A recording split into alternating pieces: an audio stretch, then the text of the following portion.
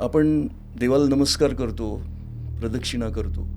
तर प्रदक्षिणा करत असताना ज्या मूर्तीला आपल्याला प्रदक्षिणा करायची आहे ती मूर्ती आपल्या उजव्या हाताला ठेवायची असते.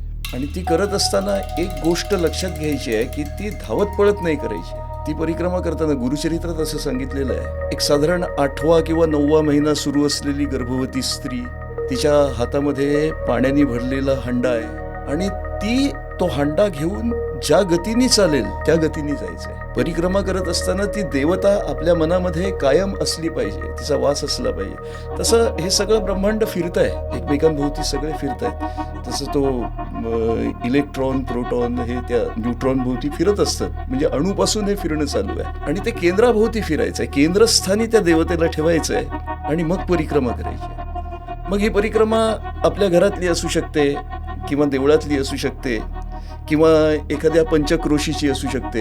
अशी वेगवेगळ्या परिक्रमा असतात. पण नर्मदा परिक्रमा ही जी आहे ही नर्मदा मातेच्या उगमापासून ते नर्मदा माता ही पश्चिमेला समुद्रामध्ये मिळालेली आहे जाऊन तिथपर्यंत ही अशी परिक्रमा. एका बाजूनी जायचं आणि मग नौकेतनं ती खाडी ओलांडायची आणि मग पुन्हा दुसऱ्या बाजूनी पुन्हा यायचं. आणि सर्वसाधारणपणे ओंकारेश्वर पासून ही नर्मदा परिक्रमा सुरू करतात. नर्मदा नदी ही आहे ती वैराग्यदायिनी आहे. आपल्याकडे गंगा ज्ञान देते, यमुना प्रेम देते आणि नर्मदा वैराग्य देते असं सांगतात. तर वैराग्य देणारी नदी आहे. पूर्ण विरक्त लोक तिथे राहतात, म्हणजे जे तपस्वी आहेत ते. आणि वैराग्य ही अध्यात्मातली फार महत्वाची पायरी आहे. तिथूनच खरं ईश्वराचा शोधही सुरू होतो, ईश्वराशी भेटणंही होतं, जे काही आपल्याला पुढे अचीव्ह करायचं असतं ते होतं. म्हणून ते वैराग्य देणारी ती नदी नर्मदा. म्हणून वैराग्य प्राप्तीसाठी नर्मदा नदीच्या किनाऱ्यावर जायचं आहे. नर्मदा नदीच्या किनाऱ्यावरती आम्ही ऍडव्हेंचर करायला म्हणून वगैरे जायचं नाहीये. पण हल्ली असं झालेलं आहे. हा, आणि म्हणून मी नेहमी सांगतो की पुस्तकं वाचून नर्मदा परिक्रमा करू नका. परिक्रमा जर करायची असेल तर माहिती घ्या, भौगोलिक माहिती घ्या. बरं, परिक्रमामुळे माणसांमध्ये काही बदल होतो का किंवा व्हायला पाहिजे का? व्हायलाच पाहिजे. आणि जर झाला नाही तर आम्ही परिक्रमा केली नाही. आम्ही केवळ ऍडव्हेंचर केलं, आम्ही केवळ पर्यटन केलं, जे काही असेल ते, पण परिक्रमा नाही केली खऱ्या अर्थाने. बदल झाला पाहिजे. कारण मी तुम्हाला सांगितलं ही 3 तप माणसाची होतात. तुम्हाला तिथली सगळी भूमी कशी आहे ती पाहता तुम्ही. आणि एक गोष्ट म्हणजे याच्यामध्ये अनिश्चितता असते. अनिश्चित आयुष्य जगता आलं पाहिजे. लक्षात घ्या, आज संध्याकाळी मला काय मिळणार आहे, मी कुठे उतरणार आहे, मला कशी माणसं भेटणार आहे, ती क्युरियोसिटी. हा, म्हणजे क्युरियोसिटी ठेवणं हे बरोबर नाही. बस जे काही होईल ते नर्मदेवरती सोडून दिलंय ना. अच्छा, मग झालं, मी जाणार आहे. माझं काम जे आहे चालणं. म्हणजे त्याचा विचार करायचा नाही, काय मिळणार, कुठे मिळणार, कशी अवस्था असणार. विचार फक्त तिच्या नावाचा करायचा आहे. नामस्मरण, नर्मदे हर हा मंत्र आहे. असं सांगतात की कायम कुठला मंत्र म्हणायचा, नर्मदे हर, नर्मदे हर, नर्मदे हर. आज जी सगळी तीर्थक्षेत्र आहेत ना नर्मदेच्या काठावरची, 80% गुजरातमध्ये आहेत, 20% मध्य प्रदेशात आणि महाराष्ट्रात आहेत. माझा पाय फ्रॅक्चर झाला होता. तो पाय सुजलेला घेऊन मी रखडत चालत होतो आणि मी राजघाटला आलो, ज्याला रोहिणी तीर्थ म्हणतात. तिथे आलो. परिक्रमेचे सुरुवातीचे दिवस, सगळं काही सांगता नाही येत प्रत्येक अनुभव. तर तिथे आल्यानंतर मला गुरुचरित्र वाचायचं होतं, कारण दत्त जयंतीचा तो सप्ताह आलेला होता.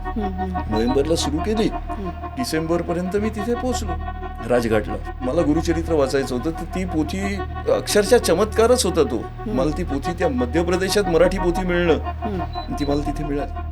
तिथे जे मी राहत होतो तर त्या माणसाने मला बोलवून ठेवलं होतं. मला पुढे जायचं होतं, पण तो म्हणे नाही, तू या रुको. गुप्ताजी म्हणून होता, त्याचा आश्रम होता तो. ते पपईचं त्याचं शेत होतं, पपईची बाग होती, पपई, दूध, गाई होतं सगळं. तो म्हणे तुम्हाला सगळं खायला मिळेल. तर 2 दिवस मला मिळालं. दुसऱ्या दिवशी तो निघून गेला. आणि मग तिथला जो कर्मचारी होता तो म्हणजे व्यसनी होता.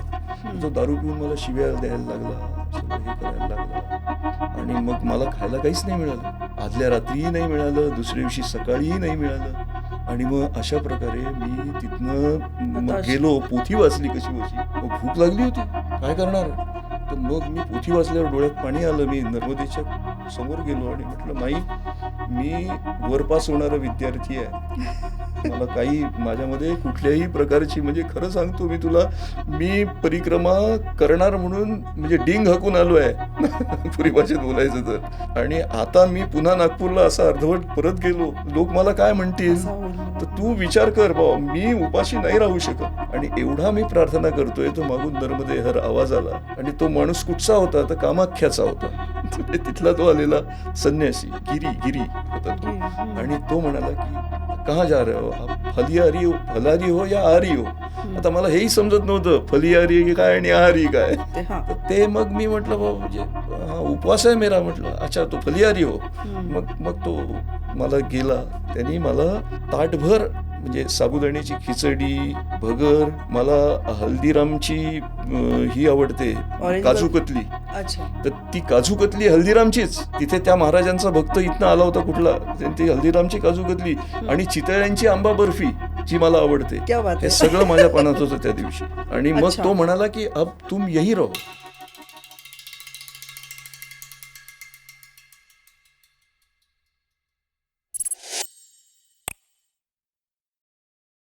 नमस्कार, मी सुष्मा. नारायणीच्या पॉडकास्टमध्ये तुमच्या सगळ्यांचं खूप खूप स्वागत. नर्मदा परिक्रमा या विषयावर आज आपण चर्चा करणार आहोत. त्यासाठी आपल्यासोबत आहेत श्रीकांतजी गोडबोले, पण सगळे त्यांना प्रेमाने गोडबोले महाराज म्हणतात. 1983 साली सुप्रसिद्ध संत परमपूज्य नाना महाराज तराणेकर इंदोर यांच्याकडून त्यांनी आध्यात्मिक दीक्षा घेतली. यांनी 3,500 किलोमीटर पायी चालून नर्मदा परिक्रमा पूर्ण केली. 2013 ते 2017 असा त्या परिक्रमेचा कालावधी होता. 3 वर्ष 3 महिने आणि 13 दिवस म्हणजेच 3 चातुर्मास अशी ही परिक्रमा चालली. त्यानंतर 2018मध्ये ते 52 दिवसात माणगाव ते गरुडेश्वरपर्यंत 1100 किलोमीटर अंतर पायी चालत गेले. नर्मदेचे नाभिस्थान श्री क्षेत्र नेमावर येथे त्यांनी 40 दिवसात हनुमान चालिसाचे अनुष्ठान पूर्ण केले. अंकलेश्वरहून गिरनारपर्यंत ते चालत गेले. एवढ्यावरच ते थांबले नाही, तर आईचे श्राद्ध करण्यासाठी गरुडेश्वर ते सिद्धकूट असे 400 किलोमीटर त्यांनी पायी वारी केली.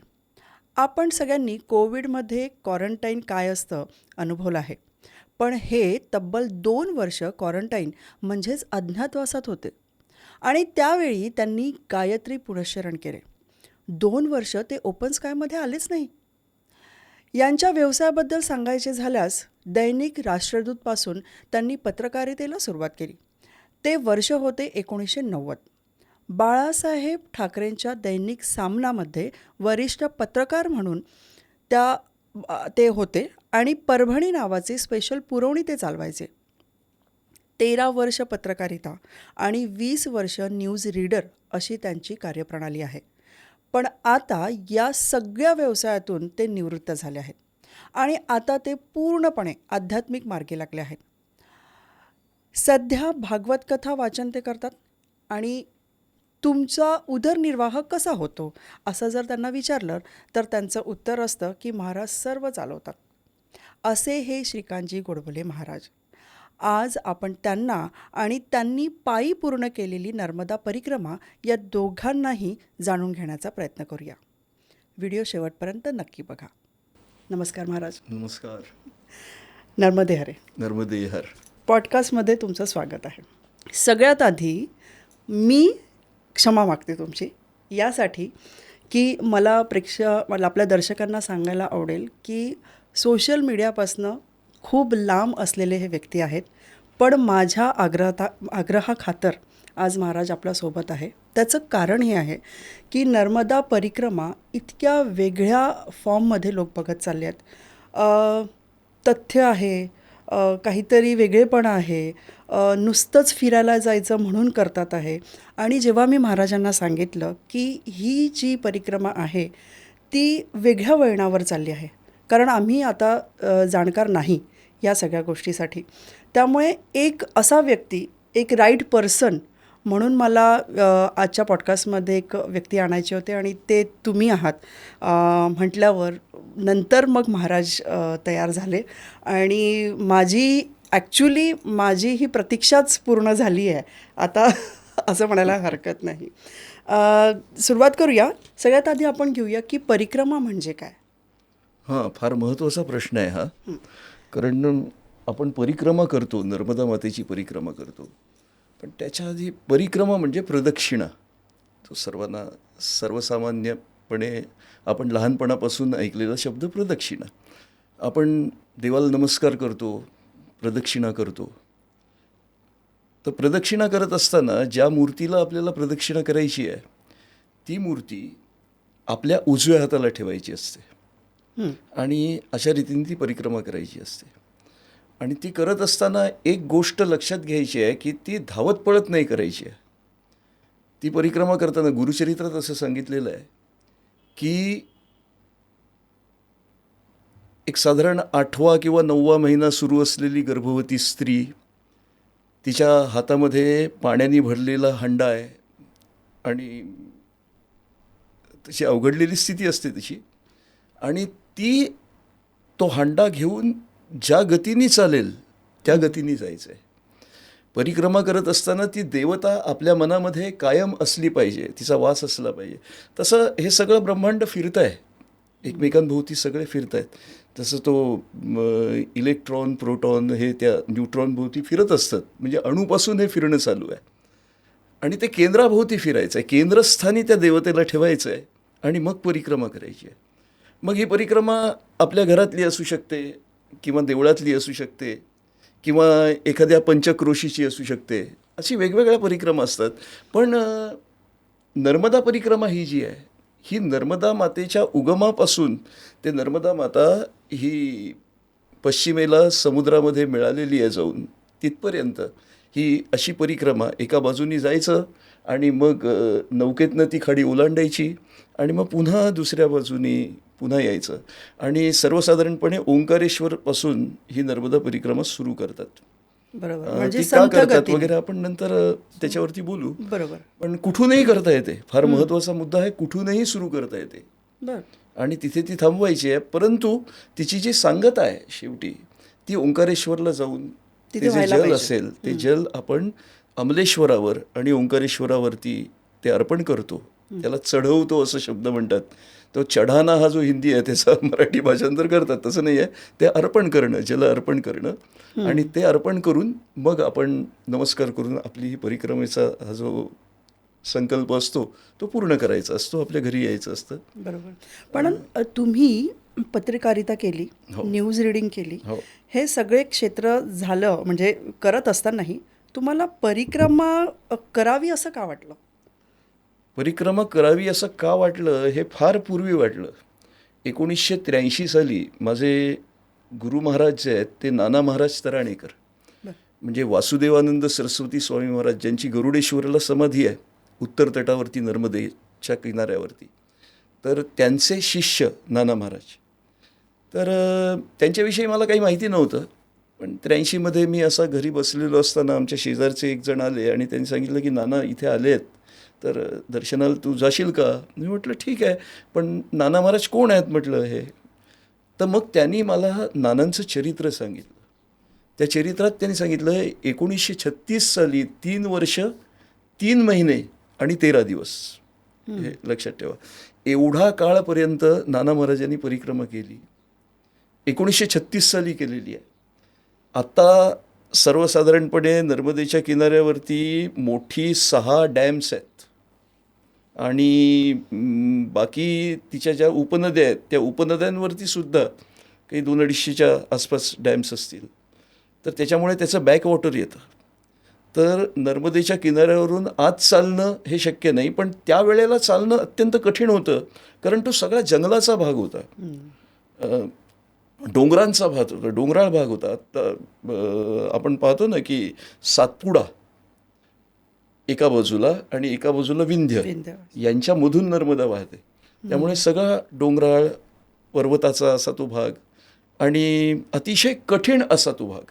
त्या भागातनं त्यांनी 24ही तास नर्मदा माता आपल्या डोळ्यासमोर राहिली पाहिजे अशा रीतीने ती परिक्रमा केलेली आहे. हे पहा किती कठीण असेल की नर्मदेच्या काठावरतीच राहायचं आहे. आणि ते मोठमोठे पर्वत असतात आणि खोल तिचं पात्र असतं नर्मदेचं, तर तिथून जायचं, त्या ठिकाणीच राहायचं मग त्यावेळेला तिथे इतकी काही व्यवस्था नव्हती. साधारणपणे कुठेतरी देऊळ असेल, तीर्थक्षेत्र असतील.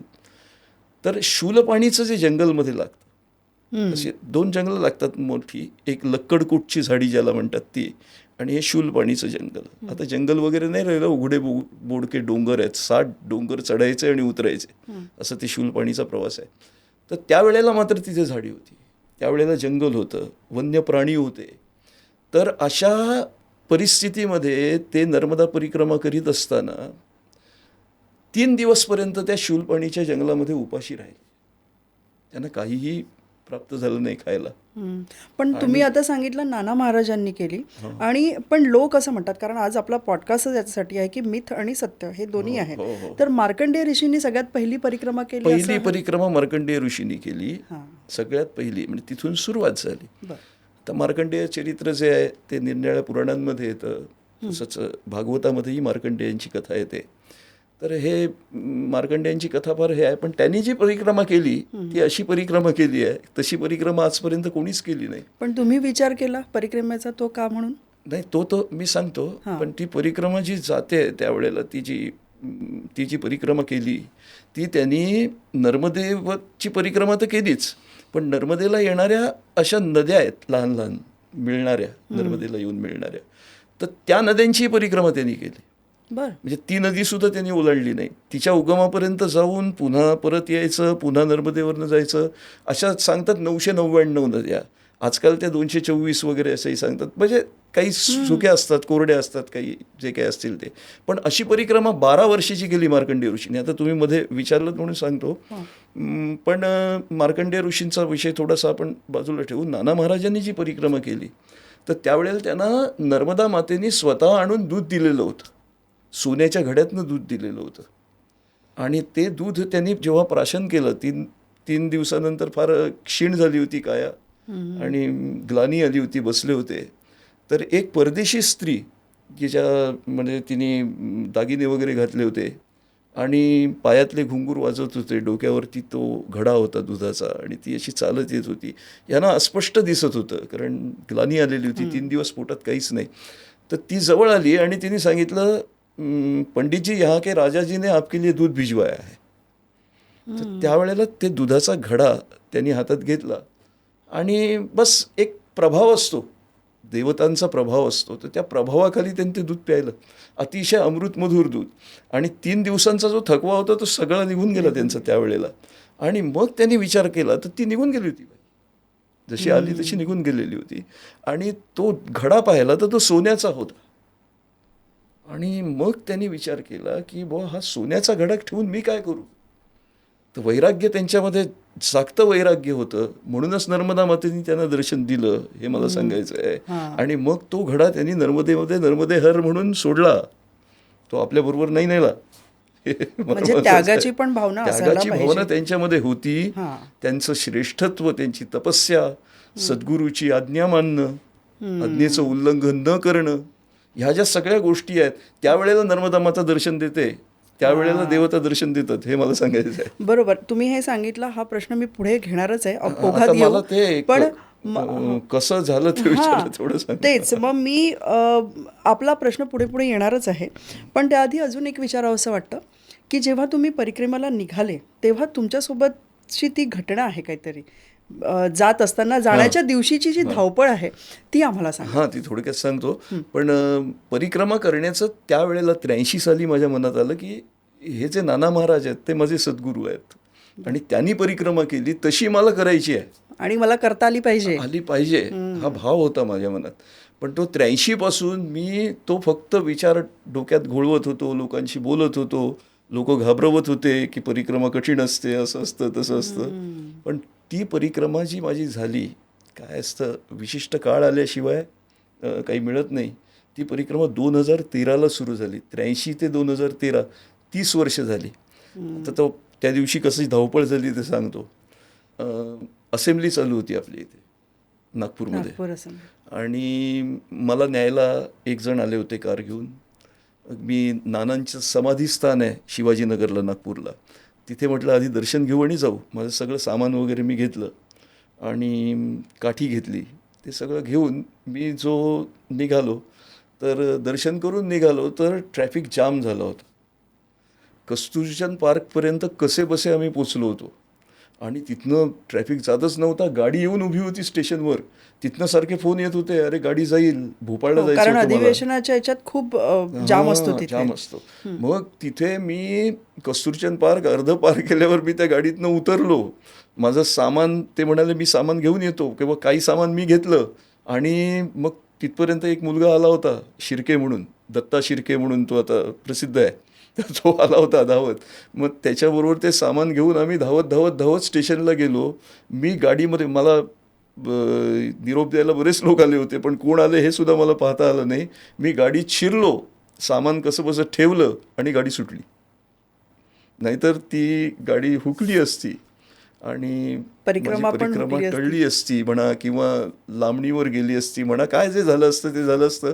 परंतु महाराजांनी आणि नर्मदा मैयांनी सांगितलं की बाबा अशी सगळ्याला तयारी ठेव, शेवटच्या क्षणी तुला मदतीचा हात द्यायला मी येईन. तुम्ही अगदी मनापासून ठरवलं होतं की मला परिक्रमा करायची आहे, म्हणून त्याचं ते फळ आहे असं म्हणता येईल.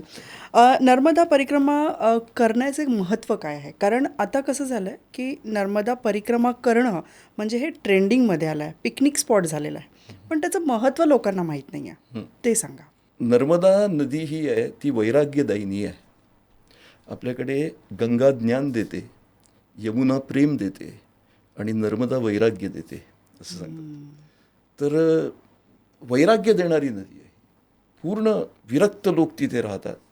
म्हणजे जे तपस्वी आहेत ते, नागरिक नाही म्हणत मी, तपस्वी आहेत ते, विरक्त असतात.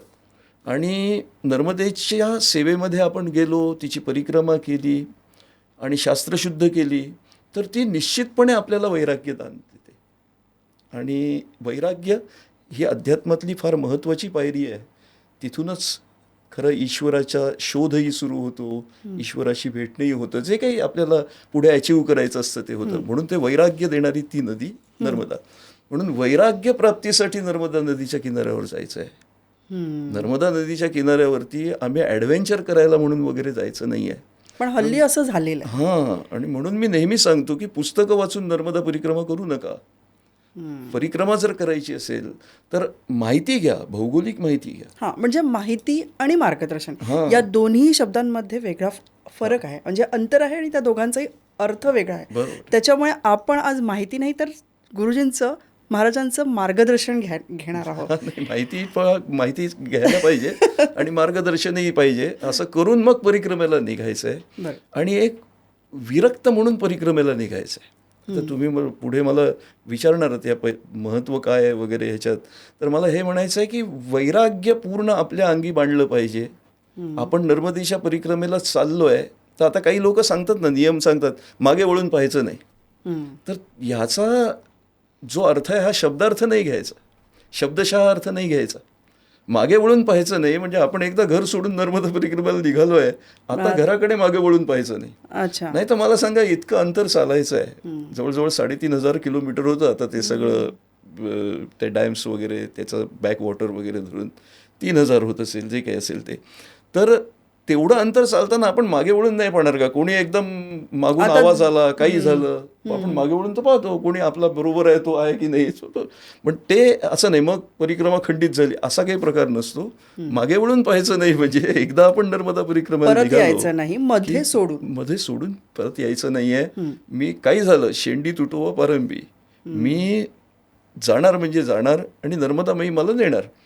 म्हणजे मनाची तयारी आणि पूर्ण समर्पण भावना की नर्मदा माता जशी ठेवेल तसं मी राहणार आहे. नर्मदा माता जशी व्यवस्था करेल त्या व्यवस्थेत मी आनंदी राहणार आहे. तेरा करा मिठा लागे. ओके. तर याच्यावरती मला एक प्रश्न विचारावा वाटतो की बरीच लोक तिथे जातात, म्हणजे त्याला मला असं वाटतं आपण एक घेतलं आहे त्याच्यासाठी की नर्मदा खंडातली जी लोक असतात ती परिक्रमा वासियांसोबत कसा व्यवहार करतात? नर्मदा खंडातली लोक खूप छान व्यवहार करतात परिक्रमावासियांशी. मुख्य म्हणजे नर्मदा खंडातले जे लोक आहेत त्या लोकांना जे तयार केलेलं आहे आध्यात्मिकदृष्ट्या, आपला हिंदू धर्मामध्ये अतिथी देवो भव या उक्तीला फार महत्त्व आहे. तर मातृदेवो भव, पितृदेवो भव, आचार्य देवो भव वगैरे. बरोबर. पण अतिथी देवो भव, आपण तिथे अतिथी म्हणून जातो आणि ते अतिथीचं उत्तम रीतीने स्वागत करतात. ते स्वागत करताना कुठल्याही प्रकारचा अवडंबर करत नाही किंवा ते तुम्हाला मदत करतायत, तुम्हाला भिक्षा देत आहेत, तुमच्यावर उपकार करतायत, ही भावनाच नसते मुळे त्यांची. त्यांना एक आनंद होत असतो की मैयाच्या सेवकाची मी सेवा करतोय म्हणजे मी मैयाची सेवा करतोय, मी नर्मदा मैयाची सेवा करतो. म्हणजे तेवढंच पुण्य आम्हालाही मिळेल ही भावना. हा, पुण्याचाही विचार ते करत असतील न करत असतील तो भाग वेगळा आहे. पण तो जो आलेला अतिथी आहे तो नर्मदेचं लेकरू आहे आणि ते माझ्याकडे आलेले आहेत आणि म्हणून त्यांना काही कमी पडता कामा नये. म्हणजे ते घरी एक वेळ कमी खातील पण परिक्रमावासीला भरपूर देतील. आता आश्रम झाले आहेत, मग त्या आश्रमात लोक करतात. पुढे आपण घेऊ तो विषय की कसं, कारण यांनी काय सांगितलं, नर्मदेच्या किनाऱ्यावरती जे नर्मदाष्टक लिहिलेलं आहे शंकराचार्यांनी, त्याच्यात शंकराचार्य असं सांगतायत की पंडिते शठे नटे, त्या ठिकाणी पंडितही असतात, शठही असतात, नटही असतात, तर सगळे लोक असतात. आपण मात्र जागरूक राहिलं पाहिजे. बरं, मग नर्मदा परिक्रमा कधीपासनं तर कधीपर्यंत करायची असते? मला वाटतं नोव्हेंबर किंवा आता देवउठणी एकादशी. हां, सर्वसाधारणपणे काय असतं, एक सीझन तो चांगला असतो. म्हणजे भौगोलिकदृष्ट्या, वातावरणाच्या दृष्टीने, पर्यावरणाच्या दृष्टीने चांगला सीझन असतो, ती गोष्ट वेगळी. पण आता मी 3 वर्ष 3 महिने आणि 13 दिवसाची केली, आता मी कसा काळ पाहणार. तर सर्वसाधारणपणे मी कार्तिकी पौर्णिमेला परिक्रमा सुरू केली. त्याला परिक्रमा उठाना असं म्हणतात तिकडे लोक. बरं, परिक्रमा उठाई महिने. अच्छा, कार्तिकी पौर्णिमेला तर ती सुरू केली कार्तिकी पौर्णिमेला. तर सर्वसाधारणपणे विजयादशमी झाल्यानंतर मग परिक्रमेला हळूहळू सुरुवात होते. पण कार्तिकी पौर्णिमेला सर्वसाधारणपणे परिक्रमा सुरू होते. आता प्रत्येकालाच काही 3 वर्ष 3 महिने 13 दिवस करता येत नाही, तर ते 4 महिने, 5 महिने, 6 महिने, 7 महिने, 8 महिने, 9 महिने अशी परिक्रमा ते करतात. म्हणजे असं काही बंधन नाही आहे की बुवा इतक्या दिवसातच ती केली पाहिजे, पण प्रामाणिकपणे केली पाहिजे. बरोबर. नाही, आता मी हा प्रश्न यासाठी विचारला की जिथपर्यंत मी ओळखलं की शास्त्रोक्त पद्धतीने नोव्हेंबरनंतर देवउठणी एकादशीच्या नंतर करायची, पण काही लोक दसऱ्याला करतात. त्याच्यामुळे काय होतं की तिथली जी लोक आहेत, म्हणजे मी अशीच व्हिडिओ बघत होती, तिथली जी लोक आहेत तो वेळ त्यांचा शेती करण्याचा वेळ असतो, पण लोक जरा व्हिडिओ बनवायचे आहे, आपल्याला शॉर्ट्स बनवायचे म्हणून लवकर जातात आणि त्यांच्या त्या शेतीच्या कामामध्ये ते त्यांना वेळ देता येत नाही शेतीसाठी, कारण त्या लोकांना तर परिक्रमावासांची पूजा करायची, म्हणजे सेवा करायची असते. आणि एका माणसाचा मी अनुभव ऐकला की त्याच्यामुळे शेतीकडे लक्ष देता आलं नाही त्याला, आणि ज्वारी वगैरे जे काही असेल त्यांचं ते व्यवस्थित पिकली नाही. तर त्यांना पूर्ण वर्षभरासाठी फक्त 13 बोरी ज्वारी त्यांना मिळाली आणि ते त्यांना वर्षभर चालवायचं आहे आणि त्याच्याही परिक्रमावासींना पण खाऊ घालायचं आहे. आणि ते लोक तेवढ्या भावेनी करतात. स्वतःतल्या दाणातला, म्हणजे स्वतःतल्या घासातलाही घास परिक्रमावासींना ते देतात. तिथले लोक देतात, घासातला घास देतात. परंतु काही वेळेला काय असतं, हे जे सांगतात किंवा व्हिडिओवरती दाखवतात, लोक अनुभव सांगतात, हे शब्दशः नवरस आहेत ना शास्त्रामध्ये, तर त्याच्यामध्ये एक अतिशयोक्ती नावाचा अलंकार आहे. बरोबर, 9 अलंकार आहेत. तर त्याच्यातला हा जो अलंकार आहे हा वापरतात किंवा आम्हाला काहीच नाही मिळालं. काही लोक असं सांगतात ना की मी इथे गेलो होतो त्या शूलपाणीच्या जंगलामध्ये, तिथे आदिवासी लोक होते आणि मग त्यांनी मला बाजरीची भाकरी केली.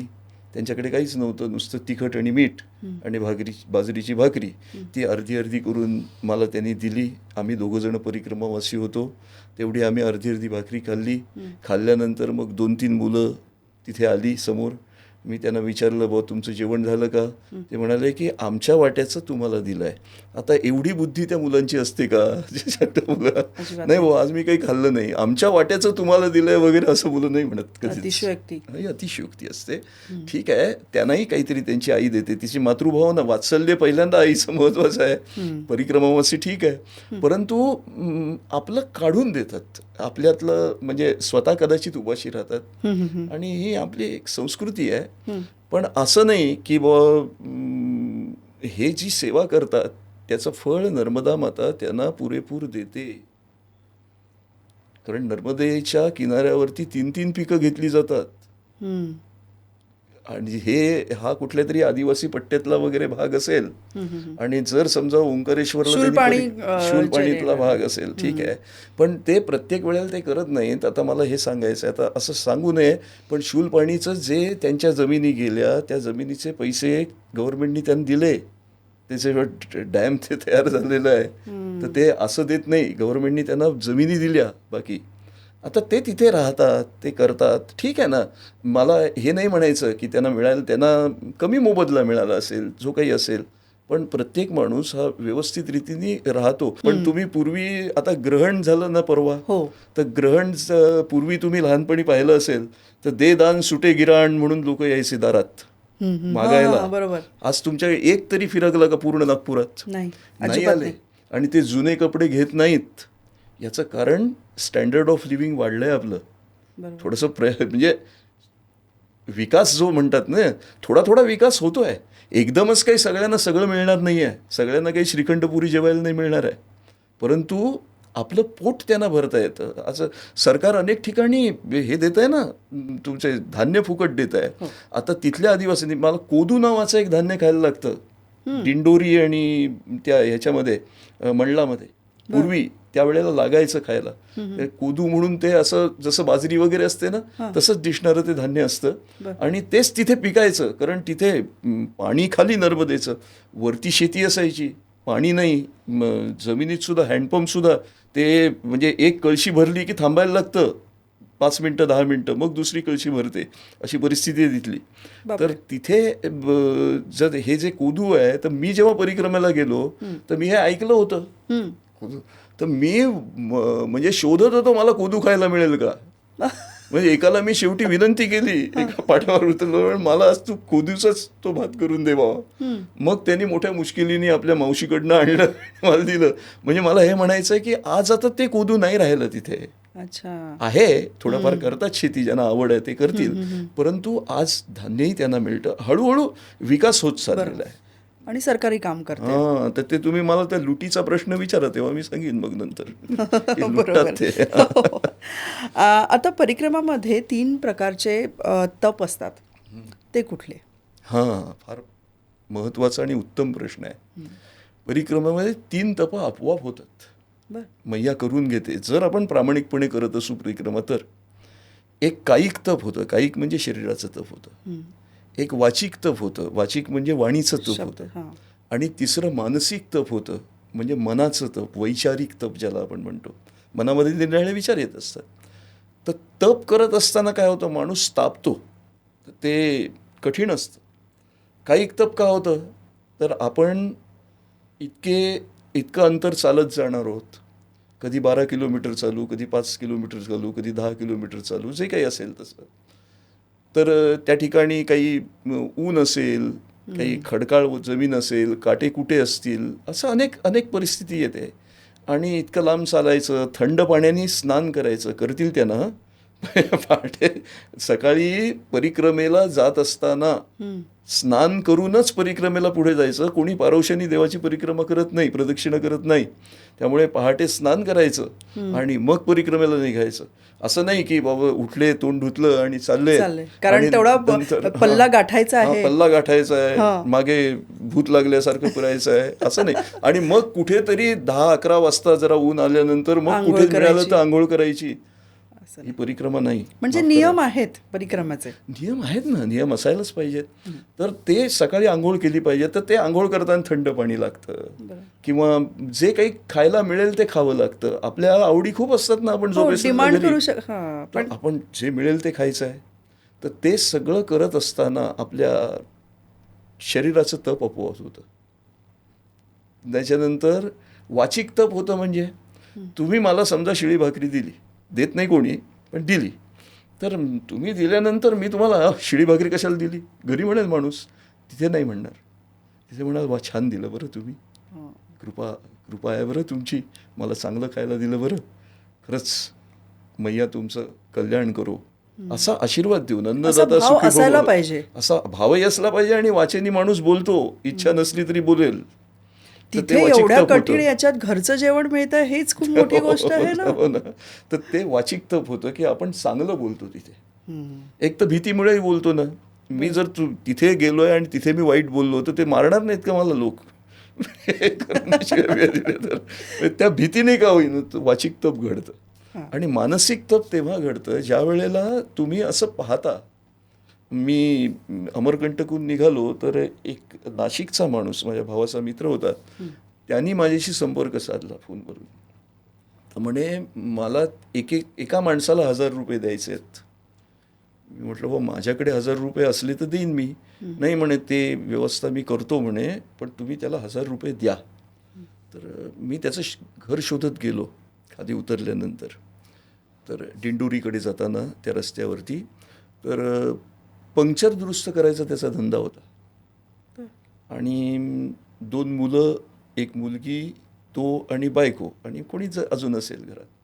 त्यांनी म्हणजे मी त्याला 1,000 रुपये देणार आहे त्याला माहिती नाही आहे. मी त्या ठिकाणी गेलो. मी म्हटलं भाऊ यांचं घर कुठे आहे, यांचं घर कुठे आहे असं विचारत गेलो. तर ते म्हणे हां ये परिक्रमावासियों की सेवा करते है. म्हणून मग मी गेलो. आता मान न सारखेच परिक्रमा, हां. मान न मान मैं तुम्हारा मेहमान असंच गेलो मी त्याच्याकडे. बसलो तिथे हे करून. तर मग त्यांनी मला छान चहा दिला जे काही करायचं जेवण वगैरे झाल्यानंतर मग मी त्यांना सांगितलं की फलाने फलाने आए थे आपके यहाँ और उनकी इच्छा थी कि 1,000 रुपये आपको देने हैं. वो पिछले साल आए थे इसी वक्त. तर नाही ओळखलं हो म्हणे. आणि ते 1,000 रुपये मी ज्या वेळेला त्याच्या हातात ठेवले त्यावेळेला त्याच्या बायकोनी डोळ्यावर पदर घेतला आणि ती आत गेली रडत. त्यावेळेला माझ्या लक्षात आलं की हे जे सेवा करतायत यांची ऐपत नाही आहे तरी करतायत. ज्यांची ऐपत असते ते एक वेळ करत नाहीत. बरोबर. पण ज्यांची ऐपत नाही ते भक्तिभावाने करतायत. काही भीतीने करत असतील की बाबा आज आम्हाला हे दारिद्र्य आहे, उद्या कदाचित आमचं हे दारिद्र्य मिटून जाईल आम्ही हे सेवा केली. तर कुठल्याही भावनेने का होईना ते करतात महत्वाचं आहे. करणं महत्वाचं. हां ते करणं महत्वाचं. तर ते करतायत. तर ते मला त्यांना जेव्हा 1,000 रुपये ते दिले तर त्यांना इतका आनंद झाला आणि मला इतकं ते आग्रह करत होते की आता दिवाळी आहे तर तुम्ही नाही दिवाळी नव्हती काहीतरी सण होता कुठला तरी. कारण दिवाळी तिथेच झाली माझी चातुर्मासात. नंतर खाली आलो तर तो दिवाळीत आला होता माणूस सॉरी. तर तुम्ही राहा ना म्हणे 2 दिवस इथे राहा ना. तिथून जवळ तुलसी घाट आहे. तर मग मी तुलसी घाटावर चालत गेलो. तर तेही स्कूटरवरनं आले त्यांची जी मोपेड होती ती. आणि तिथे त्यांनी बाटी दाल वगैरे असं सगळा स्वयंपाक आणून मला जेवायला वाढलं. मग तिथनं मग मी पुढे परिक्रमेला निघालो. तर मला हे म्हणायचं आहे की इतकं दारिद्र्य असताना इतकी गरिबीची परिस्थिती असताना 2 खोल्यात ते राहत होते कसेबसे राहत होते. पण परिक्रमावासीची सेवा करणं ही त्यांची जी भावना आहे ही भावना कुठेतरी हृदयाला अशी लागते. अरे म्हणजे यांच्याकडे काही नाही आहे आणि हे करतायत.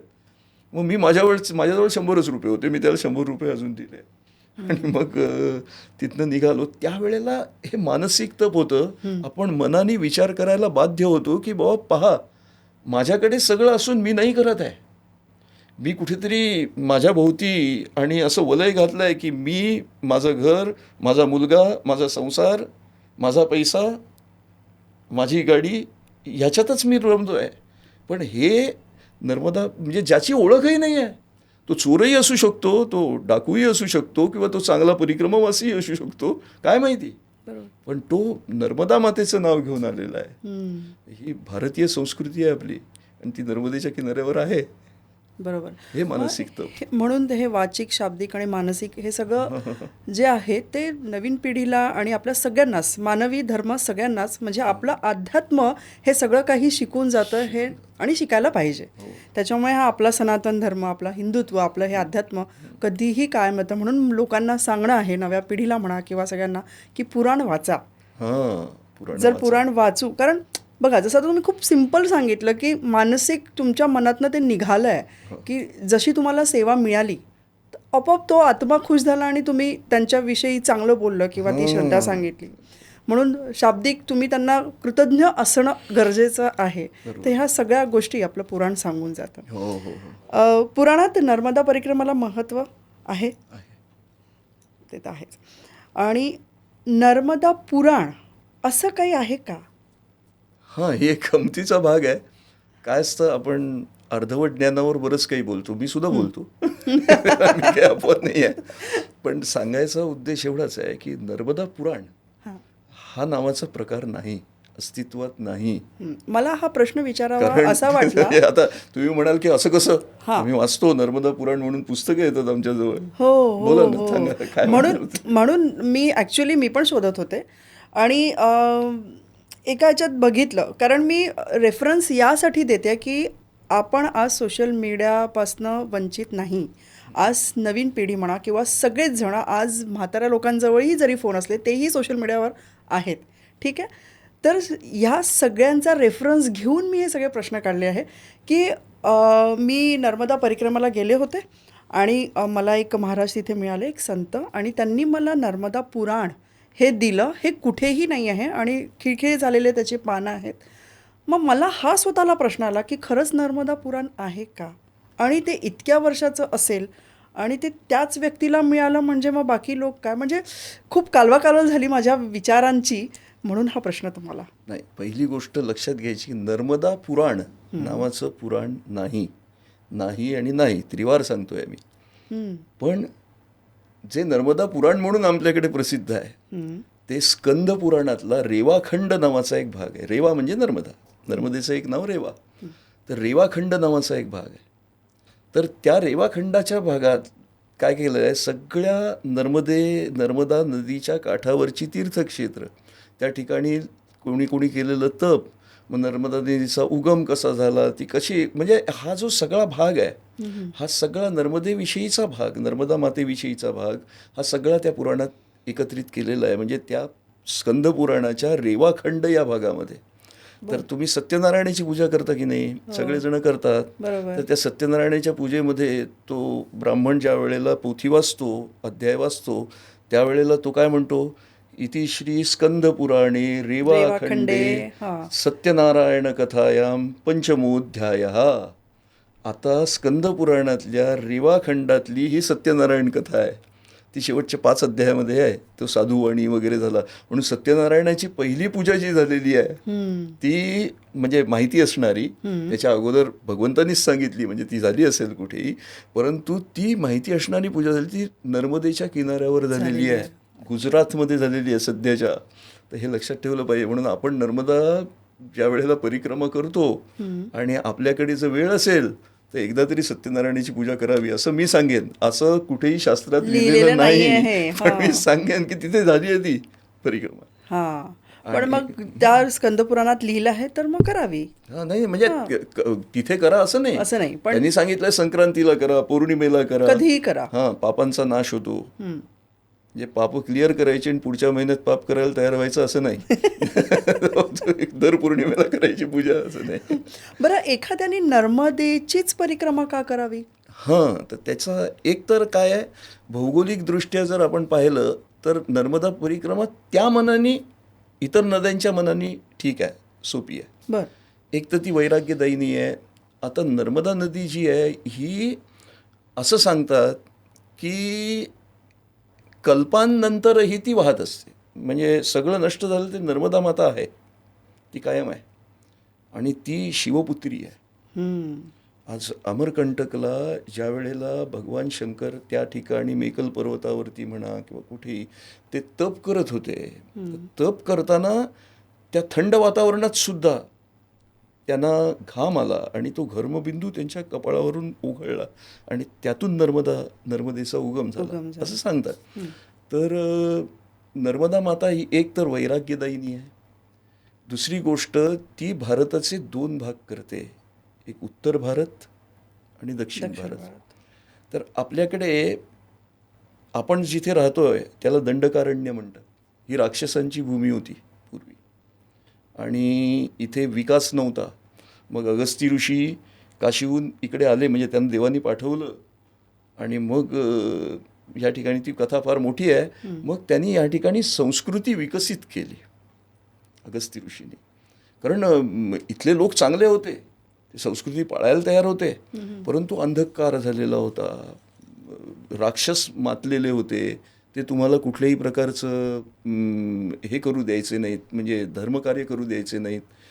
रामायणात तर असं सांगितलेलं आहे की सांगाड्यांचा ढीग पडलेला होता रामाने पाहायला. म्हणजे इतकी परिस्थिती खराब झालेली आहे. तर त्या परिस्थितीनुसार ह्या ठिकाणी ह्या दंडकारण्यामध्ये आणि मग हळूहळू विकास होत गेला. तर नर्मदा माता 2 खंड करते, 2 भाग करते भारताचे. एक हा दक्षिण भारत आणि दुसरा उत्तर भारत. तर उत्तर भारत ही मानवभूमी म्हणतात त्याला, आणि पुढे हिमालयात देवभूमी आहे. इथे देवभूमी, मानवभूमी, ही ऋषीभूमी. या ठिकाणी ऋषी आले आणि त्यांनी इथल्या लोकांना खूप म्हणजे विकसित केलं, विकास केला या भागाचा. कारण त्यांना खूप राक्षसांचाच त्रास होता ना, ते काय करणार. आणि मग खालची मग इकडे वानरांची एक भूमी येते आणि मग राक्षसांची भूमी श्रीलंकेकडे येते. असा हा सगळा भारत आहे. त्यातला दंडकारण्याचा भाग आणि माणसांचा भाग, त्याला देवभूमी म्हणतात तिकडे, आणि इकडे म्हणतात म्हणजे राक्षसभूमी म्हणतात, किंवा ह्या दक्षिण तटाला नर्मदेच्या पितृभूमी म्हणतात, आणि उत्तर तटाला देवभूमी म्हणतात. म्हणजे थोडक्यात सांगितलं आहे. अजून पण मग परिक्रमा का करावी? तर ही परिक्रमा नर्मदेचीच करायची का? म्हणजे एक तर पहिल्यांदा मी सांगितलं की नर्मदेला आपल्या केंद्रस्थानी ठेवून आणि परिक्रमा जी करायची आहे ती करत असताना कुठल्याही प्रकारची डिमांड असता कामा नये, आपली मागणी नको आहे. त्या ठिकाणी फक्त आपण पूर्ण सरेंडर व्हायचं आहे, नर्मदा मातेला पूर्ण शरण जायचं आहे आणि आपला संसार विसरायचा आहे, मित्रमंडळी विसरायची आहेत, आपली भागची कर्म विसरायची आहेत, आणि फक्त मी नर्मदेशी एक रूप होऊन मी परिक्रमा करतोय. आणि अध्यात्मामध्ये तुमच्या सर्व समस्या केवळ देव सोडवू शकतो, माणसं सोडवू शकत नाहीत. नाही, त्यामुळे आपण पूर्णपणे ती अध्यात्मी नर्मदा भाव. माता आहे आणि ती आपल्याला तिथून परिक्रमा करायला जाते. एक तर काय आहे, केल्याने देशाटन पंडित मैत्री सभेत संचार मनुजा चातुर्य येतसे फार. म्हणजे आपण ज्या वेळेला हे देशाटन करतोय त्यावेळेला तिथली भूमी आपल्याला माहिती असली पाहिजे ना. प्रभू श्री रामचंद्रांनी ज्या वेळेला म्हणजे राज्याभिषेक वगैरे त्यांचा नंतर झाला, फार नंतर झाला, वनवासातही ते नंतर गेले, परंतु मुंज झाल्यानंतर, मौंजी बंधन झाल्यानंतर वशिष्ठ ऋषींबरोबर प्रभू श्री रामचंद्रांनी भारत भ्रमण केलेलं आहे. याचा उल्लेख जरी कुठे नसला तरी, आणि इथली परिस्थिती काय आहे, इथले लोक कसे राहतात, त्यांना काय त्रास आहेत, आपण त्यांचा त्रास कसा सोडवू शकतो, त्यांच्याकडून आपल्याला घेता येण्यासारखं काय आहे, हे जे आदानप्रदान आहे, म्हणजे ज्ञानाचं आदानप्रदान झालं किंवा त्यांच्या ज्या समस्या आहेत त्या समजून घेणं आणि त्या समस्या सोडवणं, त्यांना राजा बनायचं होतं, तर तेही वनवासात गेले.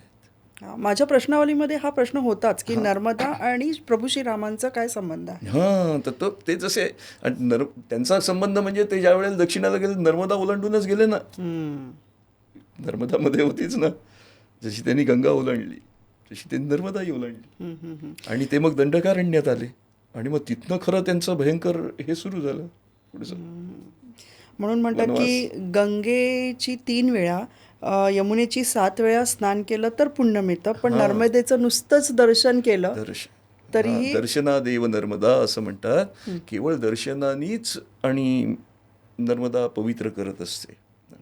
पण याचा अर्थ आंघोळ करायची नाही असं नाही. पण आपल्याला पावित्र्य देत असते हे मला म्हणायचं आहे. म्हणून नर्मदेचं केवळ दर्शन झालं तरी सुद्धा पुण्य मिळतं.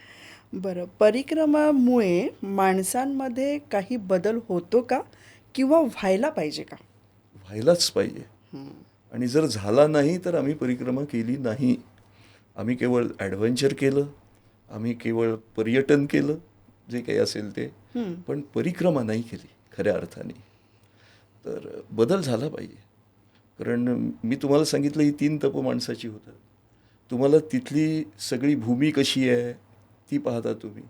आणि एक गोष्ट म्हणजे याच्यामध्ये अनिश्चितता असते. अनिश्चित आयुष्य जगता आलं पाहिजे. लक्षात घ्या, संध्याकाळी माझ्यासाठी भाकरी बनवून ठेवलेली आहे माझ्या बायकोनी आणि मी ती खाणार आहे.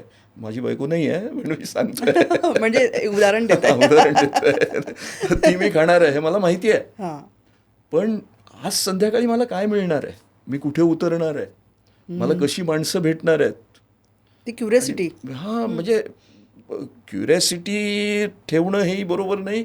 बस जे काही होईल ते नर्मदेवरती सोडून दिलं आहे ना, अच्छा. मग झालं. मी जाणार आहे, माझं काम जे आहे चालणं. म्हणजे आणि त्याचा बरं, विचार मी नाही करायचा चालत. नाही, काय मिळणार, हा, कुठे नाही, मिळणार, नाही, कशी नाही. अवस्था असणार. ते विचार फक्त तिच्या नावाचा करायचा आहे. नामस्मरण, नर्मदे हर हा मंत्र आहे. असं सांगतात की कायम कुठला मंत्र म्हणायचा, नर्मदे हर, नर्मदे हर, नर्मदे हर. आज जी सगळी तीर्थक्षेत्र आहेत ना नर्मदेच्या काठावरची, 80% गुजरातमध्ये आहेत, 20% मध्य प्रदेशात आणि महाराष्ट्रात आहेत. लक्षात घ्या, त्यातलं शूल पाणी हे महाराष्ट्रात होतं पूर्वी. पण आता ते सुद्धा गुजरातमध्ये गेलेलं आहे. म्हणजे महाराष्ट्राच्या ह्याच्यावर. बरं, आपल्या बोलण्यात बऱ्याच वेळा शूलपाणीचा उद्देश म्हणजे उल्लेख आला आहे. हो. शूलपाणींच्या जंगलात आणि पहाडात अश्वत्थामा दिसतो हे खूप जणांचं म्हणणं आहे. हे सत्य आहे की मिथ आहे काय? आता अश्वत्थामा दिसणं, अश्वत्थामा चिरंजीव आहे. बरं. तो चिरंजीव आहे म्हणजे त्याचं अस्तित्व आहे. तो दिसेलही कोणाला. परंतु तो दिसण्यासाठी माझी तेवढी पात्रता पाहिजे, माझी तेवढी तपस्या पाहिजे. ते महत्वाचं. फार महत्त्वाचं आहे.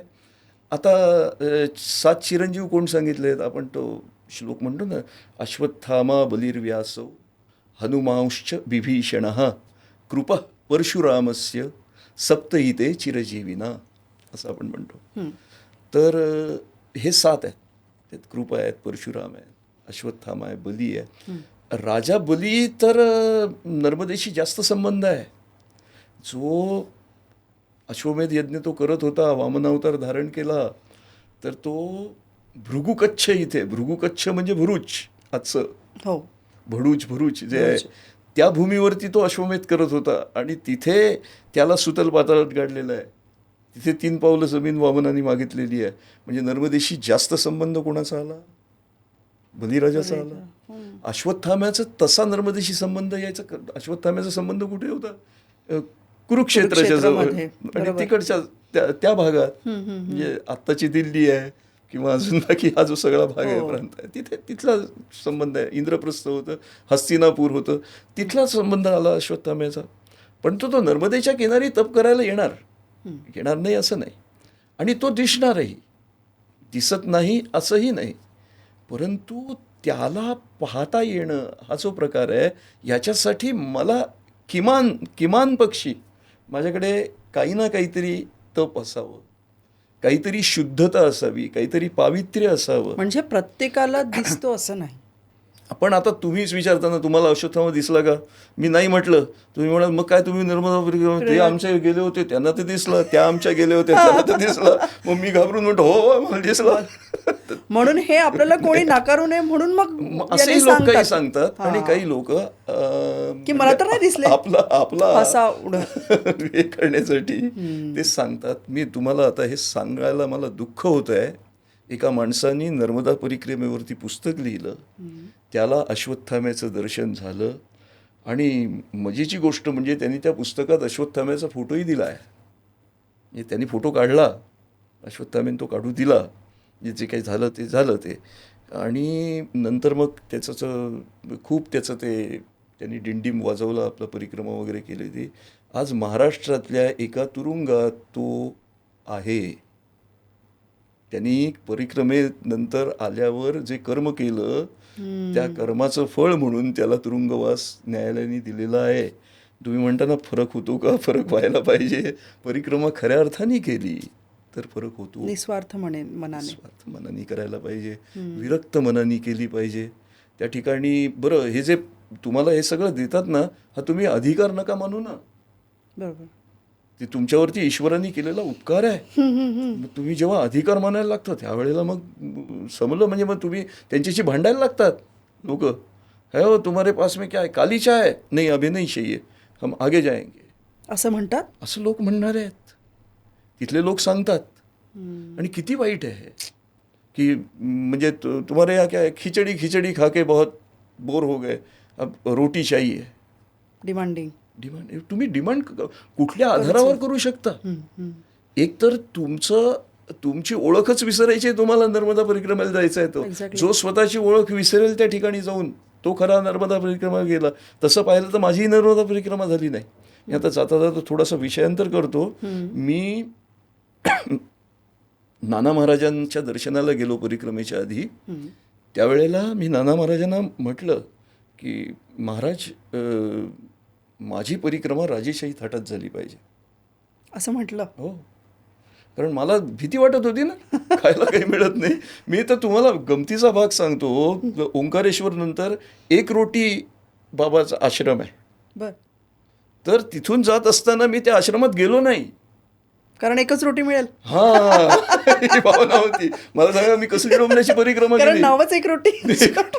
तर ती अशी होती, तो एक एक रोटी गोळा करून लोकांना देत होता. पण मला असं वाटलं एकच रोटी मिळेल, कशाला जायचं तिथे. मग मला सांगा, मी कसली परिक्रमा केली. आणि म्हणून मी परिक्रमेविषयी जास्त लोकांना माहिती सांगत नाही. कारण मला माहिती आहे ना की आपण किती. पण असं होत असेल ना महाराज, की कुठे ना कुठे भावना किंवा खूप खूप इच्छेनी की हां आता मला परिक्रमा करायचीच आहे, मला जायचंच आहे, खूप असतं. पण काही क्षण चालल्यानंतर, काही डिस्टन्स पार केल्यानंतर आता मी दमलो आहे किंवा काही भावना तर येत असेलच ना, त्याच्यावरच कंट्रोल ठेवणं. अशा वेळेस म्हणजे असं होता, परत जातो. माझ्या बाबतीत झालं होतं ना, माझा पाय फ्रॅक्चर झाला होता परिक्रमातच. हां, सुरुवातीलाच झाला होता. आणि मग मी ते, पण मला माहीत नव्हतं. तो पाय सुजलेला घेऊन मी रखडत रखडत चालत होतो. आणि मी राजघाटला आलो, ज्याला रोहिणी तीर्थ म्हणतात. तिथे आलो. परिक्रमेचे सुरुवातीचे दिवस, सगळं काही सांगता नाही येत प्रत्येक अनुभव. तर तिथे आल्यानंतर मला गुरुचरित्र वाचायचं होतं, कारण दत्त जयंतीचा तो सप्ताह आलेला होता. नोव्हेंबरला सुरू केली, डिसेंबरपर्यंत मी तिथे पोचलो राजघाटला. तर मला गुरुचरित्र वाचायचं होतं. तर ती पोथी अक्षरशः चमत्कारच होता तो. मला ती पोथी, त्या मध्य प्रदेशात मराठी पोथी मिळणं, ती मला तिथे मिळाली. आणि मग तिथे जे मी राहत होतो, तर त्या माणसाने मला बोलवून ठेवलं होतं. मला पुढे जायचं होतं, पण तो म्हणे नाही, तुम यहाँ रुको. गुप्ताजी म्हणून होता, त्याचा आश्रम होता तो. तिथे पपईचं त्याचं शेत होतं, पपईची बाग होती, पपई, दूध, गाई होतं सगळं. तो म्हणे तुम्हाला सगळं खायला मिळेल. तर 2 दिवस मला मिळालं. दुसऱ्या दिवशी तो निघून गेला. आणि मग तिथला जो कर्मचारी होता, तो म्हणजे व्यसनी होता. तो दारू पिऊन मला शिव्या द्यायला लागला, सगळं हे करायला लागला. आणि मग मला खायला काहीच नाही मिळालं. आदल्या रात्रीही नाही मिळालं, दुसऱ्या दिवशी सकाळीही नाही मिळालं. आणि मग अशा प्रकारे मी तिथनं मग गेलो. पोथी वाचली कशी बशी. मग भूक लागली होती, काय करणार. तर मग मी पोथी वाचल्यावर डोळ्यात पाणी आलं. मी नर्मदेच्या समोर गेलो आणि म्हटलं, माई, मी वरपास होणारा विद्यार्थी आहे.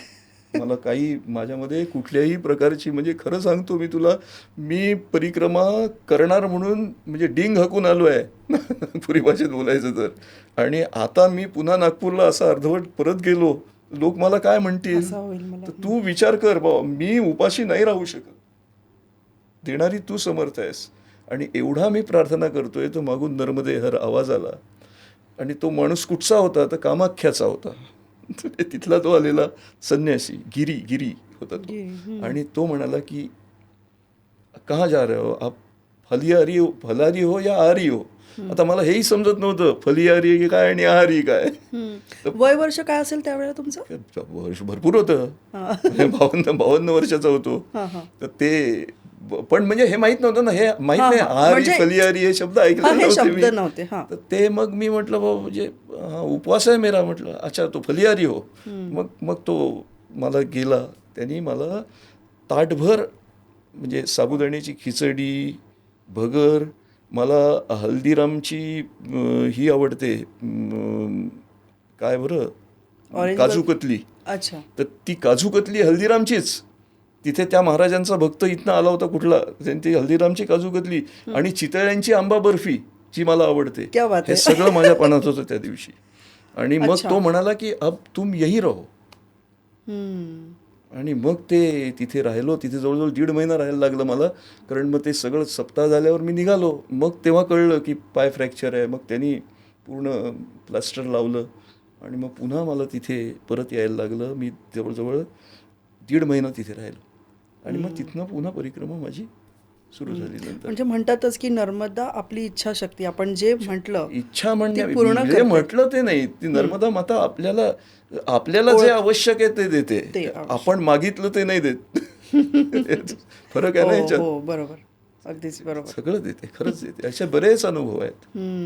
बरं, नर्मदा परिक्रमाच्या ह्याच्यात असं म्हणतात की हर कंकर शंकर, हर कंकर हां.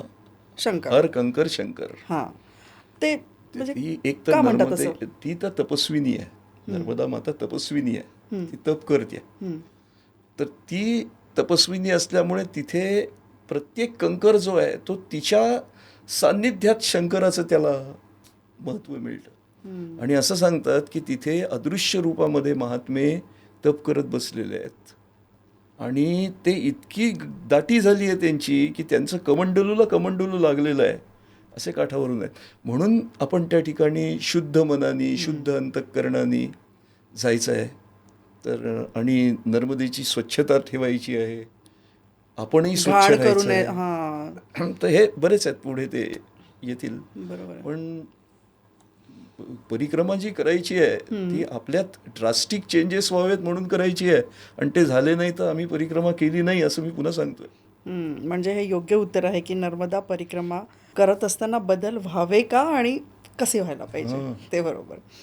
बरं, परिक्रमा करत असतानाचे अनुभव बरीच लोक सांगतात आणि तुम्ही जसा बोलता बोलता उल्लेख केला की अतिशयोक्ती अलंकार त्याचा वापर पण लोक बरीच करतात.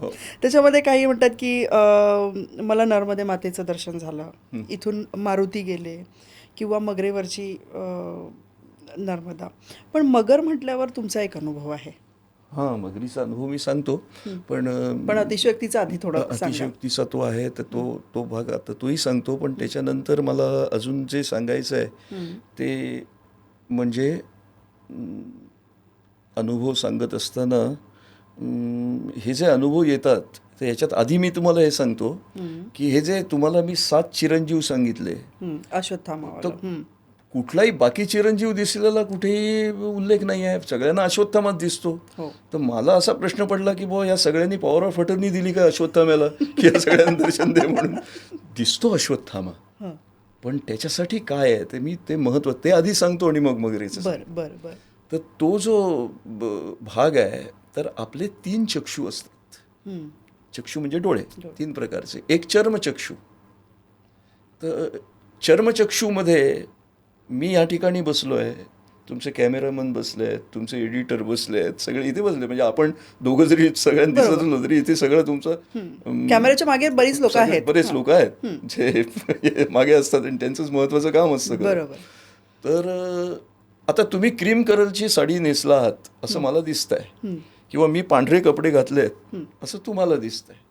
तर तुमच्या कॅमेरामॅनलाही मला वाटतं असं नसेल दिसत ना की तुम्ही निळी साडी नेसलात नाही, अजिबात किंवा नाही. मी हिरवे कपडे घातलेत. नाही, मला जे दिसतं, तुम्हाला जे दिसतं तेच त्यांना दिसतं. म्हणजे चर्मचक्षुनी सगळ्यांना सारखंच दिसतं. दुसरा असतो ज्ञानचक्षू. म्हणजे चर्मचक्षुनी मी असं उघड्या डोळ्यांनी पाहतोय आणि कोणी म्हणालं की इथे बाबा नाही मला असं दिसलं तर मनात शंका यायला जागा आहे. पण माझा जर ज्ञानचक्षू उघडलेला असेल तर ज्ञानचक्षू जो आहे तो सूक्ष्म आहे, तो दिसत नाही आहे. त्या ज्ञानाच्या आधारे ज्ञानचक्षूच्या साह्याने मी ईश्वराचं दर्शन करू शकतो. परंतु ज्ञानचक्षू उघडण्यासाठी काय प्रयत्न करायला लागतात आणि कशी तपस्या करायला लागते हे पाहायचं आहे.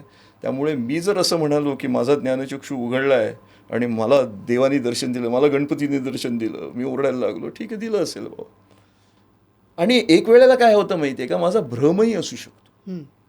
भ्रम हा जो प्रकार आहे ना, तर म्हणजे ते खोटं बोलतात असं नाही. एक तर असंही असेल की आपण मनात घेऊन जातो कारण आपण अनुभव ऐकलेले असतात लोकांचे तर असं आणि आपण काहीतरी आहे. परिक्रमा करायला निघतो आहे.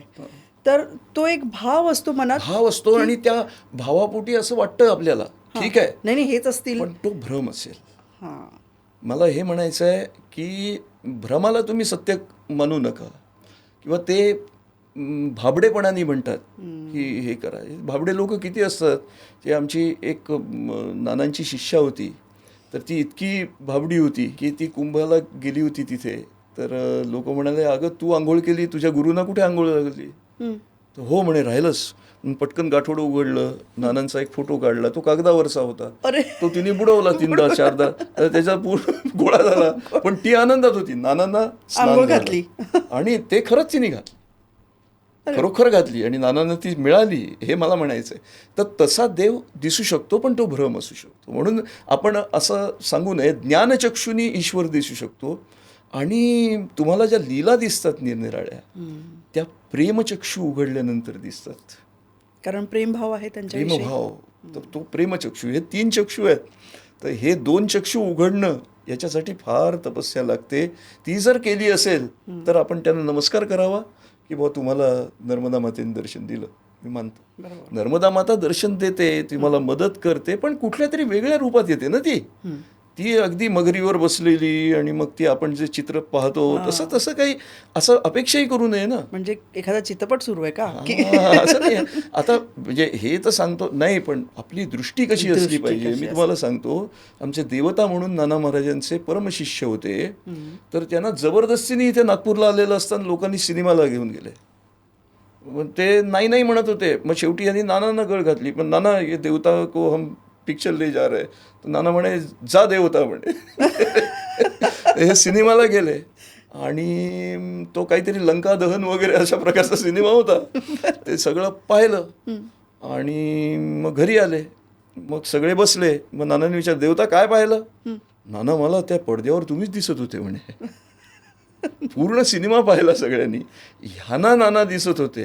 त्यांचा ज्ञानचक्षु उघडलेला होता, त्यांचा प्रेमचक्षु उघडलेला होता. त्यांना ह्या बाकीच्या गोष्टींशी काही नाही. आणि दुसरी गोष्ट, आपलं हे तर चमत्काराची गोष्ट सोडा, आम्ही जे बघत असतो ना, कॅमेरा जे टिपतो ते आम्ही नाही पाहत. आम्हाला जे बघायचं असतं ते आम्ही पाहतो. म्हणजे बाकीच्या गोष्टी आम्हाला ती दिसत नाहीत. एक संपूर्ण कोरा कॅनव्हास ठेवलेला आहे, त्याच्यावरती एक काळा ठिपका ठेवला. तुम्हाला विचारलं काय पाहिलं तुम्ही? ठिपका दिसतो. कारण आम्हाला तो पाहायचा असतो. तो पूर्ण कोरा कॅनव्हास आहे, तो एवढा आम्हाला त्याच्याकडे लक्ष देत नाही आम्ही. अशा अनेक गोष्टी, आता इथे ठेवलेल्या अनेक गोष्टी आहेत, पण प्रत्येक गोष्टीकडे काही माझं लक्ष जाणार नाही. किंवा प्रेक्षक सुद्धा बघताना काय बघतात आहे, काय ऑब्झर्वेशन, ते सगळं पाहतात. ते तसंही आपल्याला कदाचित दिसतं ना, काही हे नाही आहे. परंतु हे जे सांगतात, काही काही खोटं सांगतात, आणि ते चुकीचं आहे, हे मला सांगायचं. आणि अतिशयोक्तीचं तुम्ही एक उदाहरण सांगितलं की ज्यांना तुरुंगवासात. आता ते जाऊ दे, आपल्याला त्यांच्याविषयी काही हे करायचं नाही. चांगले आहेत ते गृहस्थ. त्यांनी मला एक धोतर दिलं होतं. सांगायचा भाग असा सोडा ते. पण मगरीचं तुम्ही विचारलं ना, गुजरातमध्ये एक धरमपुरी नावाचं ठिकाण आहे उत्तर तटावरती. दिकोरा वगैरे गाव गेलं की ते धरमपुरी येतं. तर तिथे म्हणजे हा रस्ता जातो, आता नारेश्वरकडे चाललोय आम्ही, मोठी करोल, नारेश्वर वगैरे इकडे चाललोय. तर तिथे त्या ज्योतिबेन म्हणून खूप प्रसिद्ध आहेत मंगलेश्वरच्या. तर त्या भागातनं तिथनं पुढे गेलं की तिथे धरमपुरी नावाचं एक गाव लागतं. त्या गावाला प्रतिशिर्डी असं काही लोक म्हणतात, कारण तिथे साईबाबांसारखा वेश करणारा एक माणूस आहे, आणि तो नर्मदा परिक्रमावासींची सेवा करतो. म्हणजे मी गेलो तेव्हा त्यांनी माझी सेवा केली. सांगायचं म्हणजे सेवा म्हणजे खायला प्यायला दिलं, हे केलं. आता दुपारच्या वेळेला मला स्नान करायचं होतं. त्याच्या इथे तो शेजारी असा तो कॅनल होता. म्हटलं कॅनलमध्ये मी तर नाही स्नान करत, मला नर्मदा इथे जवळ आहे जाऊ. तर तिथनं काहीतरी 1-1.5 किलोमीटर अंतरावरती गावात नर्मदा आहे. तर मी गेलो, कोणीही नव्हतं. खूप पायऱ्या अशा उतरून खोल, आणि पात्र मोठं, गुजरातमध्ये पात्र मोठं आहे नर्मदेचं. मी खाली गेलो. गेल्यानंतर मी म्हटलं वा, आज मी एकटाच आहे. छानपैकी कपडे वगैरे काढले, लंगोटीवर फक्त होतो. आणि मी कधीच नर्मदेत उतरून स्नान नाही करत, अजूनही नाही करत. शक्यतो जवळच असतो. मला एक तर भीती वाटत असेल, किंवा मला असं वाटतं कशाला आपण खराब करायचं, मी आपलं पाणी खराब याने घेऊन मी करतो. आणि ते स्नान जरी होत नसेल तरी मला ते बरं वाटतं त्याच्यात. पण आता काही काही वेळेला बुडी मारतो म्हणा, ती गोष्ट वेगळी. पण मी बसून स्नान करायला लागलो. काही जे काही माझं म्हणायचं होतं, स्तोत्रपठण वगैरे ते करत होतो. तेवढ्यात मी असं समोर पाहिलं, तर मोठं पात्र आहे ते चांगलं. तर त्या पलीकडच्या काठावरून एक मगर शांतपणे चालली होती आणि मगराला जाताना तुम्ही जर पाहिलं असेल तर ती अगदी शांत जाते, जी संथ अशी फिरत असते, अशी खूप असं खळबळ वगैरे काही नाही, चाललेली होती. मी तिच्याकडे पाहिलं, म्हटलं चालली आहे मगर. मी आपलं पुन्हा 2-3 हे घेतलं, माझं काही स्तोत्र म्हणून झालं आणि मग तिकडे पाहिलं तर म्हटलं आता इथे होती तर इकडे आली असेल. मी इकडून तिकडे मगर दिसायलाच तयार नाही. म्हटलं गेली कुठे, गेली कुठे म्हणून मी असा फक्त असा खाली पाहतोय तर तुम्ही जिथे बसलात ना तेवढ्या अंतरावरती ती आली होती खालून. आणि भीती नाही वाटली? मग ते पाहिल्यावर मी उडालो. भीती काय नाही वाटली, काय म्हणजे झालं, पटकन मागे गेलो आणि म्हटलं हे करून ती जशी आली तशी शांतपणे निघून गेली. हा माझा अनुभव. प्रचंड भीती वाटली, थरथरायला लागलो. मग एक आदिवासी माणूस आपल्या मुलाला घेऊन येत होता. म्हटलं ह्या मगर आहे भैया. तोही त्याला घेऊन परत गेला. ही खबर भीती असतेच ना, जीवाची भीती प्रत्येकाला. तर मी ते सगळं पाहिलं. आता मला सांगा, मला पुस्तक लिहायचं आहे समजा, मी पुस्तक लिहिलं नाही नर्मदा परिक्रमा, मी लिहिणार होतो. मला नाना महाराजांनी स्पष्टपणे आदेश दिला, म्हणजे अर्थात नाना महाराज काही देहावर नाहीत पण मला बरोबर तो मिळाला आदेश. म्हणणार म्हणजे अशा काही परिस्थिती निर्माण केली की मी नाहीच लिहू शकणार. हां, त्याच्या तर मी तर लिहिलं असतं पुस्तक तर मी कसं लिहिलं असतं. मी बरं, मी पत्रकार वगैरे होतो त्यामुळे मला साहित्यिक भाषा वगैरे येते, म्हणजे इतकी नसेल येत पण थोडीफार येते. मी म्हटलं असतं की त्याच्या अगोदर भालोद नावाचा एक किनारा आहे, भालोद येतं. तर त्या भालोदला एक अमेरिकेतनं आलेला मुलगा, तो एकुलता एक होता आणि तो तिथून मोठी करोलपर्यंत असा तो नर्मदेतनं तो जायचा. मोठी करोल पलीकडच्या किनाऱ्यावरती, भालोद अलीकडच्या किनाऱ्यावर तो असा जायचा. हे मी पाहिलं. आणि ते म्हणजे मी गेलो भालोदला त्याच्या आधी 1 महिना ही घटना घडली होती. तिथल्या लोकांनी नावाड्यांनी सांगितलं जाऊ नको जाऊ नको जाऊ नको, पण तो रोज तशी हे करायचा. एक दिवस काय झालं, एका मगरीने त्याची मांडी पकडली आणि त्याला खाली ओढला, खेचला, मेला तो. सगळ्यांनी आरडाओरडा केला तर त्याचं प्रेत मिळालं. पण म्हणजे हे धोकादायक होतं ना, आणि हे सगळं मी ऐकलं होतं आणि नंतर मग तो अनुभव होता मला किती भीती वाटली असेल सांगा तुम्ही. आता मी त्यावेळेला मग मी लिहिताना असं म्हणेन की नर्मदा मैयाचं मला दर्शन आजपर्यंत झालं नव्हतं. फार दुःख होत होतं. माई तू सगळ्यांना दर्शन देतेस, मला का दर्शन देत नाहीस, आई मला दर्शन दे, आई मला दर्शन दे. मी काकुळतीला येऊन विनंती करत होतो. आणि मी धरमपुरीला आलो, मला तिचं वाहन दिसलं. म्हटलं वाहन दिसलं म्हणजे आई मला दिसणारच. आणि मी अत्यंत आनंदाने स्नान करण्यात मग्न होतो. नर्मदा माई माझ्या डोळ्यासमोर नुसती उभी होती, मनःपटलासमोर उभी होती आणि पाहतो तो काय, माझ्या जवळ ती मगर आली. मला अजिबात भीती वाटली नाही, कारण आईला कोण घाबरतो, आईच्या स्कूटीला कोणी घाबरेल का. मग तसं आईचं वाहन आहे, मी काही घाबरलो नाही. आणि मग मी नमस्कार केला. म्हटलं आई तू मला दर्शन केव्हा देशील, तुझ्या वाहनाने दर्शन दिलं का, एवढ्यावरच मी माझं समाधान मानू. कदाचित माझं काहीतरी पाप राहिलं असेल आई, म्हणून तू मला दर्शन नाही दिलंस, असं मी लिहिलं असतं. लोकांनी हेच केलेलं आहे. तर आज मला मी हे तुम्हाला दाखवलं, त्यांनी केलंय असं नाही मला म्हणायचं, मी असं केलं असतं असं मला म्हणायचं. लोकांबद्दल मला नाही बोलायचं आहे, पण असं करू नये. हा अतिशयोक्ती अलंकार झाला. आपण काहीही लिहू शकतो. बरं, मला आलेल्या अनुभवाला तुम्ही नाही चॅलेंज करू शकत ना. मी म्हटलं आता तुम्ही मला दुर्गा मातेसारख्या दिसतात, तर तुम्ही काय म्हणणार, तुम्ही म्हणाल वा वा वा माझ्यामध्ये, मी यांना म्हणतच होते की मी दुर्गेसारखी आहे म्हणून. असंच म्हणाल, यालाच कोणी चॅलेंज नाही करू शकत, मला हे म्हणायचं. बरोबर. म्हणजे अतिशयोक्तीचे प्रमाण खूप आहेत. तर ते नाही वाचावं, पण तो त्याचा अनुभव आपला नाही. आपल्याला कधी कधी असं वाटतं ना की हा अनुभव सांगण्याची काय गरज आहे. ठीक आहे, आता पण ते सांगून तो खरंच अतिशयोक्ती होतो, किंवा ते भाव मनात ठेवावे आणि त्या भावाला जगावं. हां, परिक्रमेत मला भेटणारे एक होते भेटलेले, तर त्यांनी एक पुस्तक लिहून आणलं माझ्याकडे आणि म्हणाले की मी हे पुस्तक लिहिलं आहे. म्हटलं वा, तुम्ही पुस्तक लिहिलं का. हो म्हणे, ते हे करायचं आहे आणि हे विकून याच्यातनं येणारे जे पैसे आहेत त्या पैशातनं मला तिथे सेवा कार्य करायचं आहे. मला पहिल्यांदा असं वाटलं कशाला, आणि तो का लिहित होता, त्याच्या बायकोनी त्याला फोर्स केला की तुम्ही आले, इतके लोक लिहितात, तुम्ही काहीच लिहित नाही.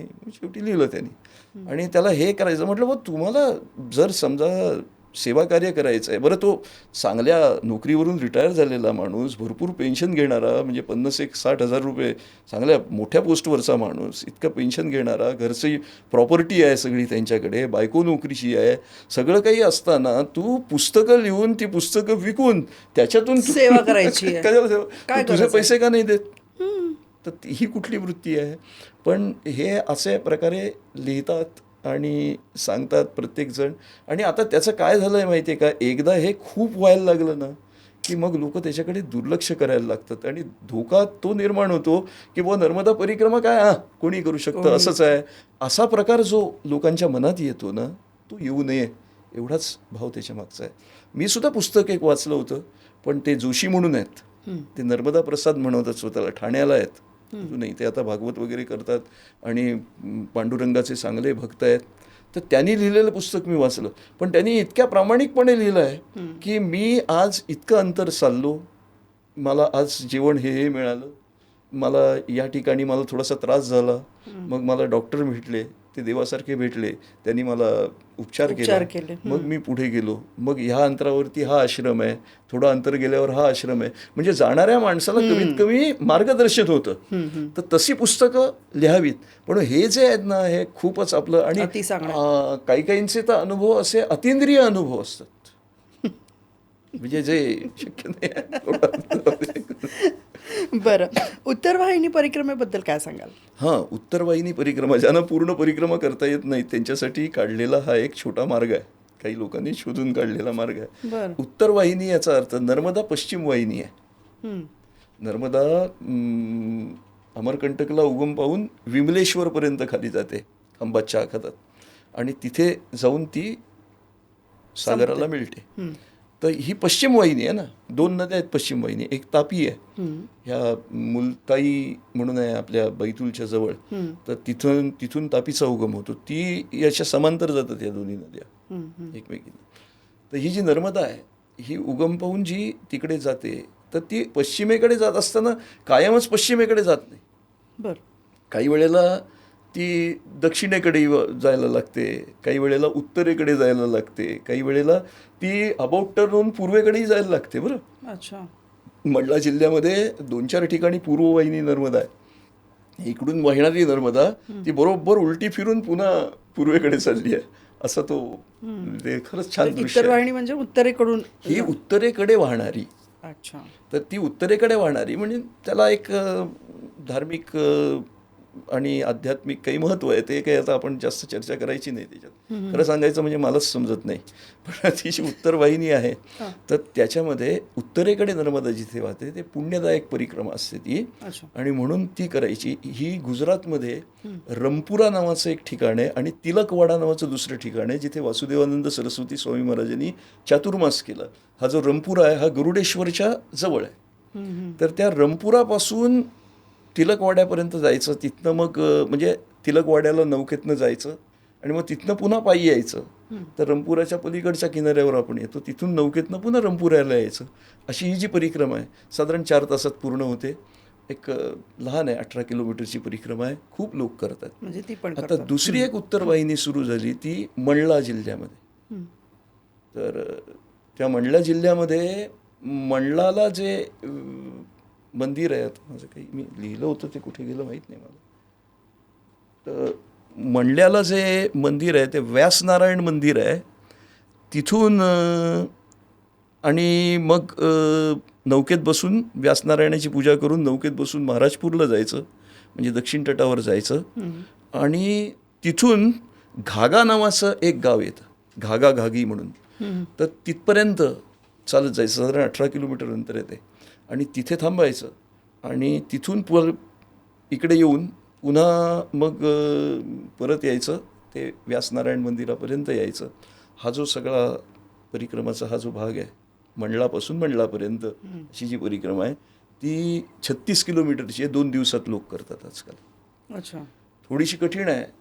गुजरातमध्ये जी परिक्रमा आहे तिथे खूप खाण्यापिण्याची चंगळ आहे, कोणी कुल्फी देतं, कोणी अमकं देतं, तमकं देतं. पण मी म्हणतो पण गुजराती लोक तसेही दानधर्मामध्ये आणि किंवा धर्मात ते नाही, इकडचेही असतात, असं नाही आहे, त्यांच्याकडे सुबत्ता असते. आणि हां तर पण मला हे म्हणायचं आहे की तुम्ही जर गृहस्थ आहात ना, तुम्हाला परिक्रमा करायची आहे ना, तर तुम्ही तिथे भिक्षेकरी म्हणून गेलात, बरोबर. तर कशाला घ्यायचं ते? तर त्यासाठी तेच एक प्रश्न तोच सोपला होता आपला की परिक्रमा करणाऱ्यांनी भिक्षा मागूनच आपला उदरनिर्वाह करावा. हो, जर तो स्वतःचे सगळे सोर्सेस त्यांनी बंद केले असतील तर, हम्म. म्हणजे तुम्ही ATM ठेवाल, तुम्ही फोन ठेवाल, तुम्ही ओळख ठेवाल, पण तसंही मग असं ब्रह्मचारी माणूस असेल तर त्यांनी मागावी ना भिक्षा. पण गृहस्थांनी भिक्षा मागावी, मागू नये असं नाही. पण आपण जर सगळं विसरून गेलो, तुम्ही शूटिंग करणार तिथे, तुम्ही लोकांशी गप्पा मारणार, तो तुम्ही भावच निघून राजकारणावरती गेला ना. बोलणार, तर हे सगळं करणार तुम्ही आणि मग भिक्षाही मागणार. म्हणजे नर्मदा परिक्रमा करण्याचं जे साध्य आहे की समर्पण, हां, ते सुटूनच गेलं ना मग तिथले. नाही, तुमच्याकडे जर पैसा असेल, आर्थिक स्थिती असेल, तुम्ही आश्रमात जेवलात, खाल्लत, ठीक आहे ना, तुम्ही त्यांना दुखवू नका. त्यांनी चहासाठी बोलावलं, अभि नाही चाहिए असं करून नका जाऊ, घोटभर घ्या, किंवा त्यांना हात जोडून सांगा की नाही, मला ॲसिडिटीचा त्रास आहे, माझं पोट दुखतंय दादा, पण तुम्ही दिलात तर मी प्रसाद म्हणून घेतो, नाही तर थोडं पाणी द्या मला. इतकं तुम्ही प्रेमाने हिंदीमध्ये त्यांना सांगू शकता. पण असं तुझ्याकडे मैं नाही आऊंगा, बाहेरच्या बाहेरच हे करायचं किंवा लक्ष द्यायचं नाही, असं नाही करू. पण हे का होत आहे, तर हे इतके लांब लांब 30-30 किलोमीटर जायचं आहे आणि पहाटेच निघतात, ते रात्री जाऊन पोचतात. खरं सूर्यास्तानंतर परिक्रमा करायची नसते. नसते. पण जाऊ दे, तो भाग वेगळा आहे, तो तर पुढे प्रश्न आला तर मी सांगेन. पण पण मग मन शुद्ध करून जर खरी भिक्षा परिक्रमा मागायची. करायची असेल तर सगळं समर्पण करून जर तुम्ही कराल तर ती खरी परिक्रमा ती खरी असावी. परिक्रमा. मग तेव्हा तुमच्याकडे काहीच सोर्सेस नाहीत ना. हां, कारण तुम्ही म्हटलंच आहे की नर्मदा परिक्रमा आपल्याला काही ना काही शिकवते आणि ते समर्पण भाव असणं गरजेचं आहे. विरक्त भावानी तुम्ही जर गेले, समर्पित भावानी गेले, सगळं मैयावरती सोडलेलं आहे अशा भावाने गेले, तर तुमचं सगळं होतं. मी माझ्या बाबतीत सांगतो, माझा पाय फ्रॅक्चर झाला होता, मला मलेरियाचा एक अटॅक आला होता, त्याच्यानंतर माझं फिशर आणि पाईल्सचं ऑपरेशन झालं, नर्मदा परिक्रमेत झालं. मला नर्मदा मातेनी तिच्या काठापासून दूर केलं नाही, मला हे म्हणायचं आहे. पण पण तरीसुद्धा माझे लोकांशी संबंध होते ना, मी लोकांशी बोलत होतो, फोन नंबर्स होते. तसं काय आता माझं म्हणजे पिंड हा पत्रकारितेचा होता, त्यामुळे लोकांची माहिती काढणं, हे करणं, हे सगळं मला ते वाटायचं. पण ते नंतर मग मला समजायला लागलं की नाही बाबा, मला मग मी काही तास ठेवले आणि त्याच्यात मी फक्त माझं नामस्मरणातच मी व्यस्त राहायचो, किंवा चालताना मी कोणाशी बोलायचो नाही, असं मग करत राहिलो. पण बरंच काही सद्गुरू कृपेनी आणि नर्मदेच्या कृपेनी पूर्वीचा जो मी होतो तो आता काही राहिलो नाही. परिक्रमेत आल्यानंतर फरक पडला थोडासा. नर्मदा माता आपल्याला संमोहित करते, म्हणजे काय नेमकं करते? आता संमोहित करते हा शब्दही बरोबर नाही. याचं कारण की ती कशाला संमोहन करणार आहे आपल्यावरती, ती आपल्यावर कृपा करते, खरं म्हणजे ते असतं. आता संमोहित करते म्हणजे कसं असतं की ती ज्या वेळेला तुमच्या समोर येते, कुठल्या ना कुठल्या रूपात येते, त्यावेळेला ते जे अस्तित्व असतं, तुम्ही कौन बनेगा करोडपतीमध्ये आपण गेलोय असं समजा, आणि तो अमिताभ बच्चन सामान्य हाडा माणसाचा माणूस आहे ना, पण त्याच्यासमोर बोलताना कसं वाटतं लोकांना, की हॉट सीट असते आणि ते कसं वाटतं, तो Celebrity डर लग रहा है वगैरे. मग तो बिचारा सांगतो, म्हणजे तुम्हाला बोलतं करतो, मग पहिल्यांदा एकदम असं काहीतरी थरथरायला लागतो माणूस, हे होतं. आता ही जशी ही तर देवता आहे, ही कुठल्याही रूपात जर आपल्या समोर आली तर तिचा प्रभाव असतो आपल्यावर, आणि त्या प्रभावात आपल्याला काही गोष्टी आठवत नाहीत, काही गोष्टी आपण विसरून जातो. तिला ज्या प्रकारे आपण वागायला हवं असतं त्या प्रकारे ती वागते आणि आपल्यालाही वागवून घेते. तर त्याला तुम्ही संमोहन म्हणा एक वेळ, पण ते संमोहित नाही करत, कृपा करते. पण नर्मदा माता दर्शन देते आणि ती कुठल्याही रूपात देते, म्हणजे असं नाही सामान्य लहान मुलीच्या रूपात देईल, म्हाताऱ्या बाईच्या रूपात देईल, पण ती आपल्याला त्या वेळेला जेव्हा, आणि हे केव्हा कळतं की जेव्हा आता सगळे मार्ग संपलेत, खुंटलेत आणि आता अगदी गळ्यापर्यंत आलं आहे, आता काय करायचं अशी परिस्थिती येते, तेव्हा ते संकट एकदम नष्ट होतं आणि आपण योग्य मार्गाला लागतो. मग कोणीतरी त्याच्यासाठी म्हणजे निमित्त झालेला असतो. तो जो निमित्त झालेला असतो की नाही, तेच म्हणजे ते नर्मदेचं दर्शन आहे, ते दर्शन. नर्मदेचं दर्शन आहे किंवा ते ईश्वराचं दर्शन आहे, ते आपल्या सद्गुरूंचं दर्शन आहे. आणि त्यावेळेला आपल्याला त्यांना नमस्कार करावा असंही वाटत नाही अनेकदा. मग आपण पश्चाताप करतो, अरे, अरे आपण नमस्कार केला नमस्कारही नाही केला, असं बऱ्याच जणांचं होतं. हो हो, बरोबर आहे. बरं, गंगेमध्ये आणि नर्मदेमध्ये काही अंतर आहे का? नाही, अंतर काय, गंगा मातेला यांनी आणली म्हणजे स्वर्गातून घेऊन आले भगीरथ, 3 पिढ्या गेल्या तिला. नर्मदा तर स्वतः उगम उगमच म्हणजे शंकराच्या घामापासून घामापासून तिला काही असं आणायला नाही लागलं आणि ती उपकार करत गेली, सुजलाम सुफलाम धरती करत गेली आहे नर्मदा. काही कमतरता नाही आहे तिच्या ह्याच्यात. हम्म. बरं, आता तुम्ही तुमच्या म्हणजे चक्रा होतच असतात नर्मदे मातेच्या दर्शनाला. आता तुम्ही रिसेंटली पण गेले होते तेव्हा एक नर्मदा माताची चुनरी अर्पण तुम्ही लोकांनी केली होती. आणि ती अशी विशाल चुनरी होती, ती विशाल साडीच म्हणाले. तर त्या विशालतेमध्ये काय भाव आहे? नाही, काय चुनरी, नर्मदेला वस्त्र अर्पण करणं, आपण पूजा करतो ना, षोडशोपचार पूजा करतो, त्याच्यामध्ये अनेक उपचार असतात. त्यात वस्त्र हा एक उपचार असतो. तर आम्ही ती जी चुनरी अर्पण करायची होती, तर ती अर्पण करत असताना मला म्हणजे माझी इच्छा ही होती की नर्मदेला ह्या काठापासून त्या काठापर्यंत आपण साडी नेसवायची. आणि मग त्याच्यासाठी मी इथून साड्या खरेदी केल्या. मला वैयक्तिक नेसवायची होती परिक्रमा करून आल्यापासून. तर 63 साड्या खरेदी केल्या. आम्ही बर्मान घाटावरती गेलो होतो. बर्मान घाट म्हणजे जिथे ब्रह्मदेवानी तपस्या केली, नरसिंगपूर जिल्ह्यामध्ये मध्य प्रदेशामध्ये करेली जनपद येतं, त्याच्यामध्ये हा बर्मान घाट आहे, बर्मान घाट आहे. तर तिथे आम्ही ती साडी ह्या काठापासून त्या काठापर्यंत अर्पण, साड्यांना साड्या जोडल्या. त्या साड्या चांगल्या क्वालिटीच्या असतील याची खबरदारी घेतली की उद्या ती कोणाच्या हातात मिळाली किंवा नर्मदा मातेने कोणाला दिली तर ती वापरता आली पाहिजे. आजकाल चुनरी चढवण्याची प्रथा आहे, परंतु ती 15,000पासून 10,000पासून अशी मिळते आणि लोक ती हे करतात, तर ते पोतं पुसण्याचंही काम येत नाही, ती कामात येत नाही, असं कापड असतं ते अक्षरशः. तर असं करू नये. तुम्ही एक साडी अर्पण करा लागेल तर त्याच्यामुळे हां, चांगलं करा ना, आपल्याला द्यायचं आहे ते. यथा देहे, जसं आपल्या देहाला लागेल तसं देवाला द्या ना, मला हे म्हणायचं आहे. तर चांगलं द्या आणि ते तिथे अर्पण करा, लोक घेतील. मग त्याच्यामुळे नर्मदेचं कुठल्याही प्रकारे पर्यावरणात्मक नुकसान होत नाही, हे मला म्हणायचं आहे. बरोबर. बरं, आता नर्मदा परिक्रमा म्हणजे ऑलमोस्ट आपण शेवटाकडे आलो आहे, पण जे नर्मदा परिक्रमा करणारे इच्छुक आहेत त्यांना तुम्ही काय सजेशन द्याल? त्यांना सजेशन म्हणजे कशी करावी ती परिक्रमा? त्यांनी एकतर माहिती घ्यावी, चमत्कारांवरती जाऊ नये. माझ्या बाबतीत चमत्कार घडतील असं म्हणूही नये. बस नर्मदेवरती पूर्ण विश्वास ठेवायचा आणि प्रामाणिकपणे परिक्रमा करायची आहे. तिथे भांडायचं नाही, शिवीगाळ करायची नाही, त्या ठिकाणी उगाच आगाऊपणा करायचा नाही, आपलं ज्ञान पाजळायचं नाही, अत्यंत अज्ञानी बनून जायचं, मला हे म्हणायचं आहे. किंवा मला काही समजत नाही ह्या भावनेने जायचं. आणि खरंच आपल्याला समजत नसतं, मला काही, आपल्याला जी आहे ती माहिती आहे. ज्ञान जे आहे, तर ज्ञान म्हणजे काय, ते अनुभवून येईल ना, आतून येतं. ज्ञान हे आतून उत्पन्न होतं, बाहेरून मिळते ती माहिती आहे. तर नर्मदा परिक्रमा ही जी यात्रा आहे ही अंतर्मुख करणारी यात्रा आहे. तिथे अंतर्मुख व्हायचं आहे, तिथे आउटस्पोकन नाही व्हायचं आहे. तिथे मैं आज यहाँ पे आया हूँ, मैंने ये किया है, वो किया, ठीक आहे, लोकांना त्याचा फायदा होत असेल आणि तुमचा आनंद आहे, तुम्ही करा. परंतु परिक्रमा जर खरी करायची आहे तर ती पूर्णतः भावानी करायची. आमचे नाना म्हणतात, भावाशिवाय भाजी नाही मिळत तर भावाशिवाय देव कसा भेटेल.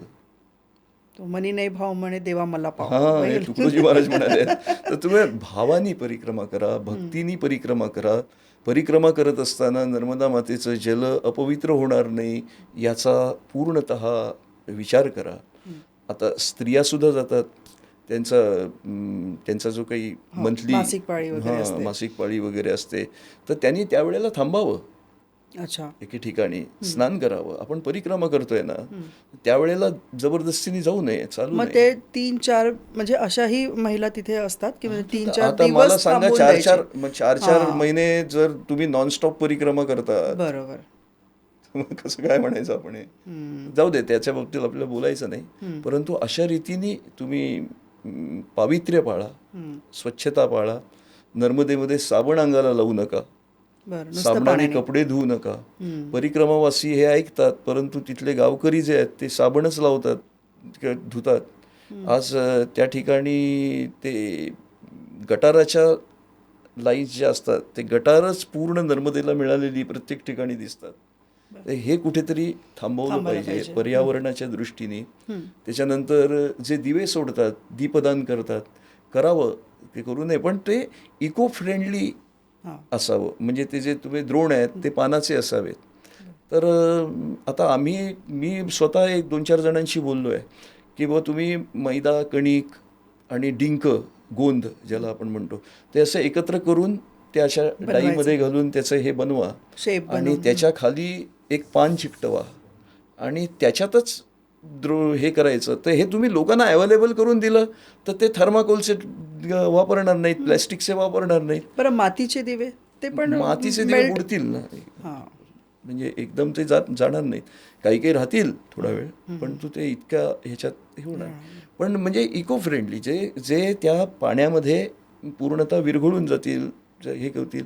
तर मी असं सांगितलं की माशांना अट्रॅक्ट करणारं खाद्यही जर त्याच्यात आपण टाकलं ते बनवताना, तर उद्या ते हे भिजल्यानंतर मासे ते खातील.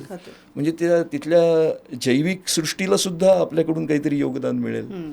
चुनरी चढवत असताना चांगल्या साडीचीच चढवा, की जेणेकरून त्या कोणीतरी तिथल्या कोळी लोक वगैरे घेतील आणि त्यांना त्या वापरता येतील. किंवा तुम्ही अजूनही जे जे काही करायचं आहे तुम्हाला ते उत्तम रीतीने करू शकता ना, नर्मदेचं पूजन करू शकता. पण पर्यावरणाचा थोडासा विचार करायला पाहिजे. आणि मुख्य म्हणजे सांस्कृतिक पर्यावरण बिघडायला नको. तुम्ही शहरात न जाता ते बिचारे खेड्यातले असतात, त्यांच्या ठिकाणी 7 वाजता झोपायची प्रथा आहे. 6 वाजता हे झालं, 7 वाजता जेवले की 8 वाजता ते झोपतात आणि तुम्ही 12-12पर्यंत तिथे जागत बसणार. तुम्ही ते मोबाईलवरती त्या चित्रपट पाहत बसणार, गेम खेळत बसणार. याच्यासाठी परिक्रमा नाही आहे. तुम्ही त्याच्यामुळे नामस्मरण करत ज्यांच्याकडे बसा. तुम्ही स्थायी आहे त्यांना पण त्यांना म्हणजे त्या मुलांना बिघडवत आहे तुम्ही. बिघडवत आहे. हां, त्याच्यानंतर हे गांजा पिणारे लोक आहेत. गांजा काही असं प्यायलं, कोणी असं कुठे लिहिलेलं नाही की भगवान शंकराचा भक्त तेव्हाच होता की तुम्ही गांजा प्याल, भांग प्याल, असं एक कुठेही जण नाही. आहे त्या नर्मदा परिक्रमात, मला वाटते शूलपाणी या एरियातच आहे, तो माणूस पुण्याचा आहे आणि त्यांचा तो एक अनुभव मी ऐकला की ते म्हणाले की इथली जी लोकं आहेत किंवा इथली जी मुलं आहेत, एक तर ते निसर्गाच्या सानिध्यात आहेत, त्याच्यामुळे त्यांची दूरदृष्टी जी आहे ती इतकी चांगली आहे. म्हणजे मला जिथे 2 परिक्रमावासी दिसतात तर त्यांना मागे मागे असलेले 7 त्यांना सहज डोळ्यांनी ते बघतात, कारण ते निसर्गासोबत असल्यामुळे. दुसरी गोष्ट, त्यांच्याकडे लाईट नाही आहे, तर माझी इच्छा नाही आहे म्हणे की मी जर इथे लाईट आणलं तर त्यांना ते बिघडवणं आहे, जे परत शहरी वातावरण इथे आणणार, बरोबर आहे. हां, त्यापेक्षा त्यांची मदत ते निस्वार्थपणे करतात आहेत. एक पुण्याचे व्यक्ती आहेत, ते काही दिवस असतात तिकडे आणि काही दिवस घरी पण येतात. मला वाटतं ते IT मध्ये होते आणि त्यांनी तो हां, व्यवसाय सोडला. तर निस्वार्थपणे ते करतात. मग नाही, त्यांचं शुद्ध तसं केलं म्हणणं आहे पाहिजे. तसं हां, केलं पाहिजे तसं केलं पाहिजे. की त्यांना आता बिघडवायचं त्या नाही आहे मला एकदम. भारतीताई ठाकूर त्यांनी तिथे आदिवासींसाठी शाळा काढली, निवासी शाळा काढली, मेहनत करतायत. आता हे आले, ह्यांनीही शाळा काढली आहे. लोक त्या ठिकाणी मठ बांधतात, तिथे सेवा करतात. माझे असे 1-2 मित्र आहेत. वडफळीला एक जण, तो त्या ठिकाणी परिक्रमावासींची सेवा करतो, कारण शूलपाणीच्या जंगलात खरंच अजूनही मिळत नाही नीट खायला, तर तिथे त्यांना ती मदत करतो, ते जे काही करतो. परंतु हे सगळं करत असताना निस्वार्थ भावना फार महत्वाची आहे. बरोबर. नाहीतर मी नर्मदेच्या काठी जाऊन मी करतोय, मी तुम्हाला सांगायचं तुम्ही मला पैसे द्या, तुम्ही मला पैसे द्या, तुम्ही मला पैसे द्या, आणि तो माझा धंदा बनवून टाकायचा, असं करू नये. बरोबर. देव पाहतो, लक्षात घ्या. आणि नर्मदा मैयाही पाहते.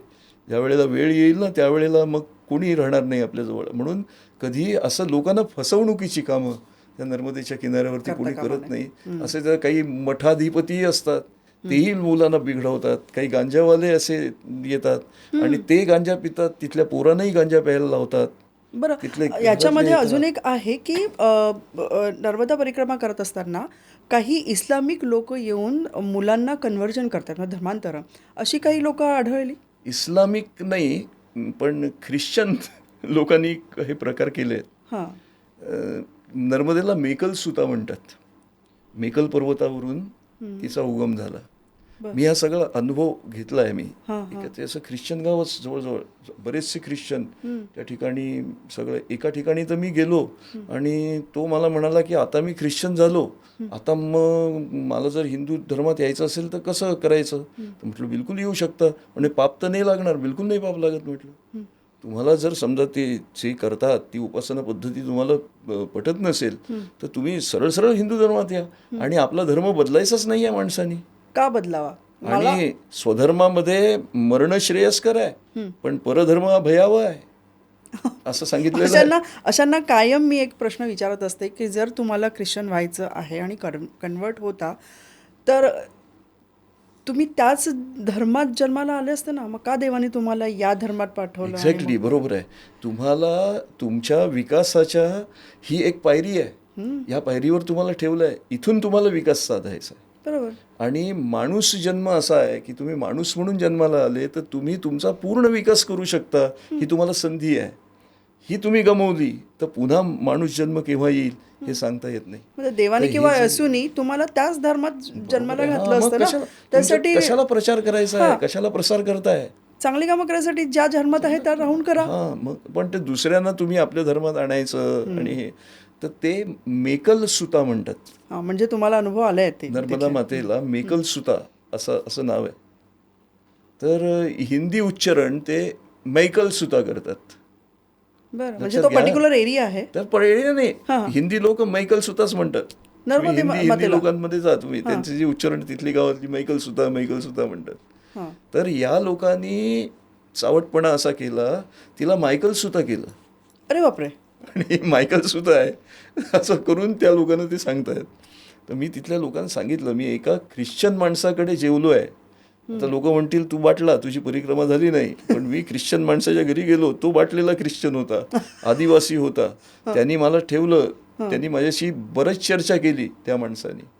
आणि मी त्याला सांगितलं, तो मला म्हणत होता की मी तुम्हाला हे देतो म्हणे, शिधा देतो, तुम्ही स्वयंपाक करून घ्या म्हणे. मी म्हटलं ठीक आहे, मी घेतो. पण त्याचं कारण असं होतं की तुम्ही बाटाल बुवा. त्याची इच्छा नव्हती की मी असं ते खावं. तुम्ही परिक्रमावासी आहात, तुम्ही तुमच्या शुद्धतेने राहा, असं त्याचं म्हणणं. पण मी त्या गावामध्ये थांबलो आणि त्याच्याशी बोललो. तर काय आहे की त्याच्या नातीला काहीतरी भूतबाधा झाल्यासारखं झालं होतं. म्हणजे सायकिक प्रॉब्लेम असेल, जे काही असेल ते. तर ते पाणी शिंपडलं तर ती बरी होते. ह्या सगळं यांनी आणि फसवून लोकांना त्यांनी घेतलं. इतकं मी वनवासी कल्याण आश्रमात 1 वर्ष पूर्ण वेळ कार्यकर्ता होतो. तर मी असं पाहिलेलं आहे, तिथल्या आदिवासी लोकांना हे काय सांगतात, यांचे दगडाचे देव असतात. तर हे टबमध्ये पाणी घेतात आणि तो दगडाचा देव असतो, तो टाकतात खाली. तो अर्थात बुडणारच आहे. दगड आहे, तो पाण्यात बुडणार आहे. तो देव आहे तरी ठीक आहे, पण तो दगड बुडणार. मग ह्यांचा जो क्रॉस असतो तो प्लॅस्टिकचा असतो, त्याच्यावर येशू ख्रिस्त वगैरे असतो. आणि मग तो असा पाण्यात टाकतात आणि ते म्हणतात की पहा, तुमचा देव स्वतःलाच नाही वाचवू शकत, तुम्हाला काय तो तारणार, हे आमचा म्हणून येशूकडे या. असं रीतीने वेगवेगळ्या भागातनं हा एक प्रकार होत गेले. आणि लोक शिकलेली नसतात आणि भोळी बाबडी असतात. बरं, त्यांना एक तर प्रलोभन देतात, ते खोटंही प्रलोभन असतं. पण मग त्यांना असं वाटतं की बाबा हे असं होतं तसं होतं, देतात, काही औषधं देत असतील. ती मुलगी म्हणे बरी झाल्यासारखं वाटलं, पण आता पुन्हा तशीच आहे. मग मी त्याला सांगितलं, त्याला मी नाव लिहून दिलं की बाबा अमक्या ठिकाणी जा, काही नंबर दिले, फोन नंबर. तर तिथे ते तुम्हाला डॉक्टर हे करतील, तुम्हाला पैसे लागणार नाहीत, तुम्ही जा, तिला घेऊन जा, आणि जर ती बरी झाली तर मात्र पुन्हा हिंदू व्हा म्हटलं. हो म्हणाला. हो, त्यांचं हे आहे की काही पाणी देतात आणि त्याच्यात पॅरासिटामॉल टाकलेली असते आणि ते म्हणतात बघा हे पाणी पिल्याने तुमची मुलगी किंवा काय बरा झाला. त्यामुळे पण ही भोळी बाबडी, हे असं फसवणूक जी आहे ना ती त्यांनी केली. मुसलमान लोक काय म्हणजे मारून मुटकून मुसलमान बनवतात. त्यांचे असं फसवून मुसलमान शक्यतो नाही बनवत. ते मारतात, दहशत करतात, तेही वाईट आहे. बरोबर. पण इथले जे सगळे आहेत ते ख्रिश्चन असोत, मुसलमान असोत किंवा इतर कुठच्याही धर्माचे असोत, ते सगळे भारतीय आहेत. ते सगळे हिंदुस्थानात राहतात. हो, पण आणि ती भावना मूळचं सगळ्यांमध्ये त्यांचं नाही ना. DNA हे हिंदूचंच DNA आहे. देणे आहे. पण हे कन्व्हर्जन कुठेही संपलं नाही, म्हणजे धर्मांतरण ही हा, प्रक्रिया नर्मदेच्या चालूच आहे. किनाऱ्यावर सुद्धा काही लोक असं करतात, हे मला म्हणायचं आहे. म्हणजे विशेषतः अमरकंटकच्या त्या खालच्या भागामध्ये जिथे आदिवासी पट्टा आहे, बरोबर. असं होऊ शकतं. बरं, आता कमी नर्मदा झालंय. परिक्रमा कशी करावी आपण हे पाहिलं. पण जे इच्छुक आहेत पण काही कारणांनी त्यांची नर्मदा परिक्रमा झाली नाही आहे, की खूप इच्छा आहे, आजारपण म्हणा, वय म्हणा किंवा अशांनी काय भाव ठेवावा किंवा काय त्यांना काय सांगाल, की ते कुठेतरी झुरत असतात की माझी इच्छा राहून गेली. पहिल्यांदा दुःखी अजिबात होऊ नये. हम्म. जे परिक्रमा करतात त्यांची परिक्रमा कृपेमुळेच होते.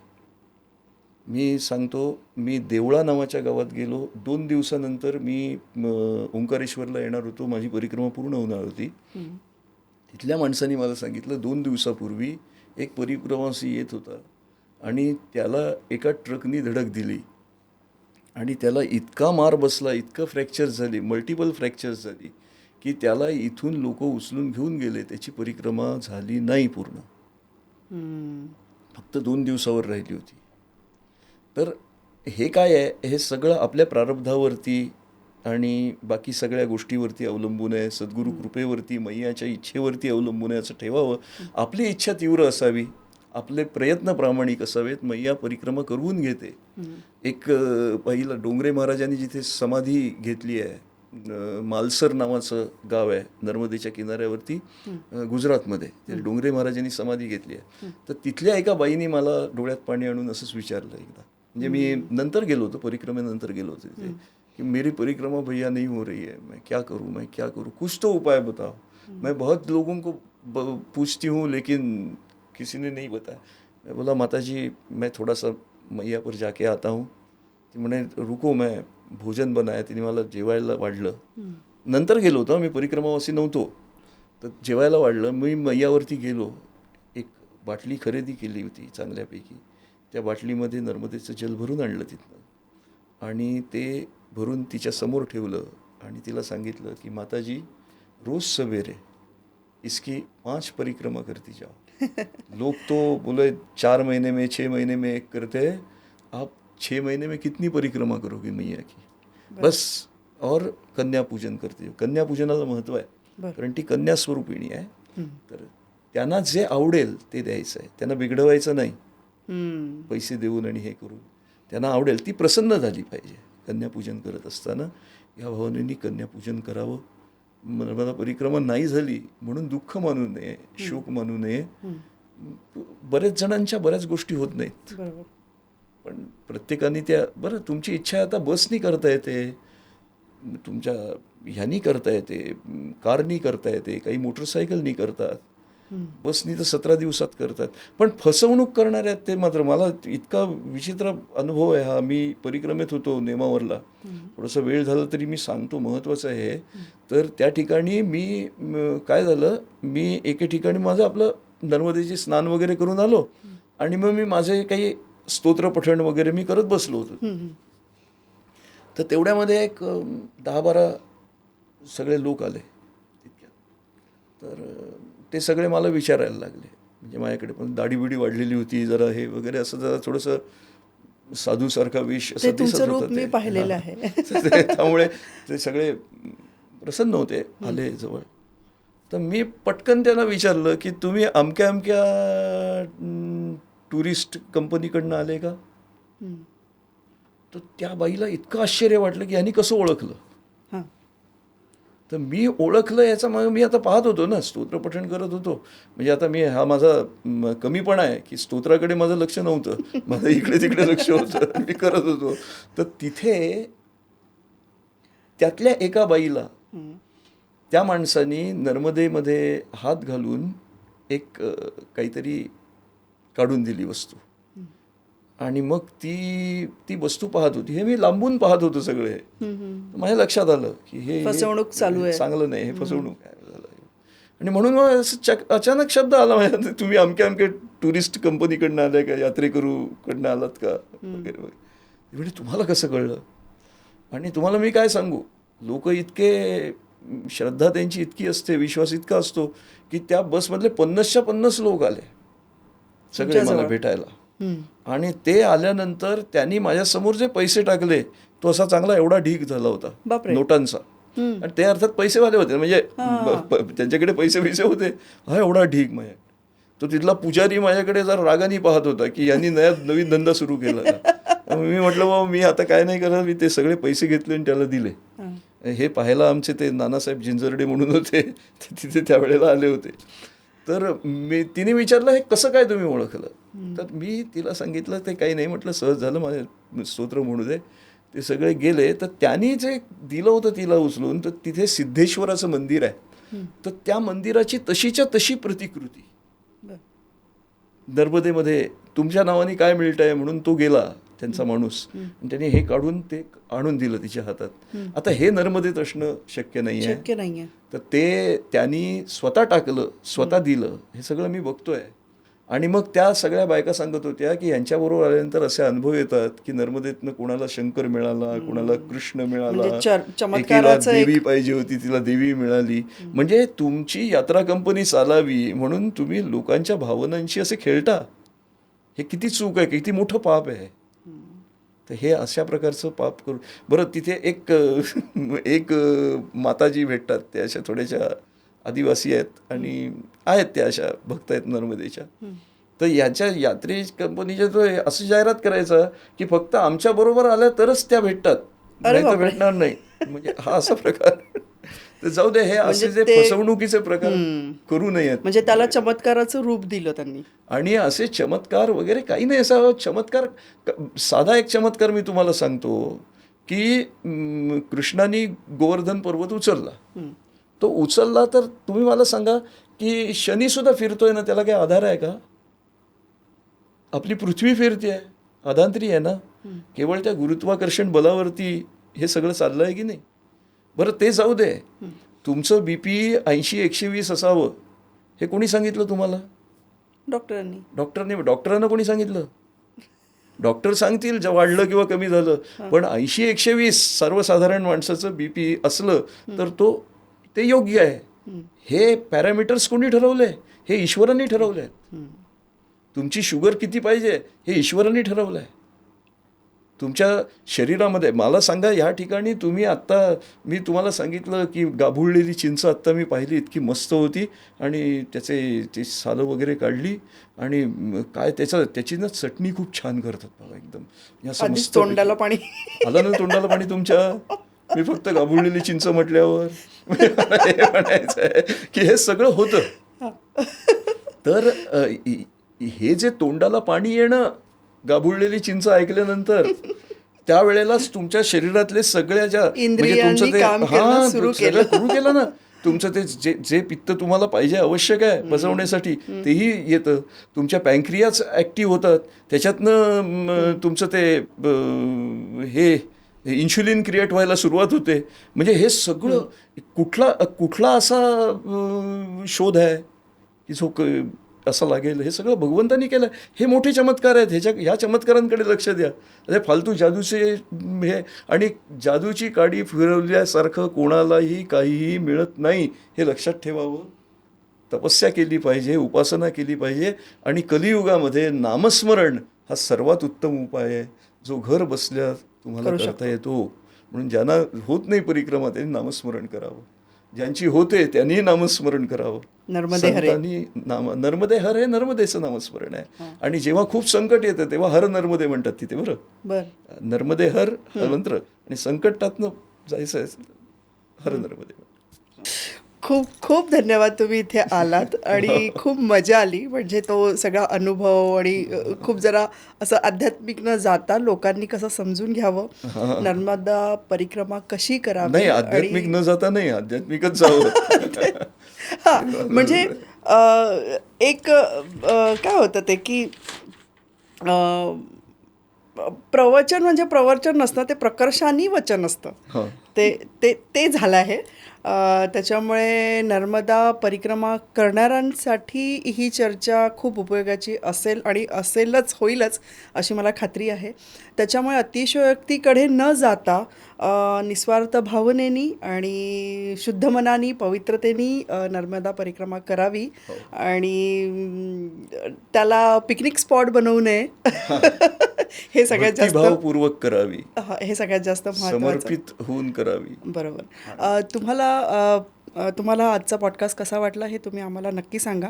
आणि अजून एक महत्त्वाचं की असेच अजून काही विषय जे तुमच्या डोक्यात आहेत, जे तुम्हाला वाटतात की आम्ही त्यावर चर्चा करायला पाहिजे, तर तुम्ही आम्हाला सजेस्ट करू शकता आणि व्यक्तींचीही नावं सांगू शकता. आम्ही प्रयत्न करू त्यांना आपल्या स्टुडिओत बोलवून त्यांच्यासोबत चर्चा करायची. व्हिडिओ शेवटपर्यंत बघितला त्यामुळे तुमचेही धन्यवाद. थँक्यू. नर्मदे हर. नर्मदे हर.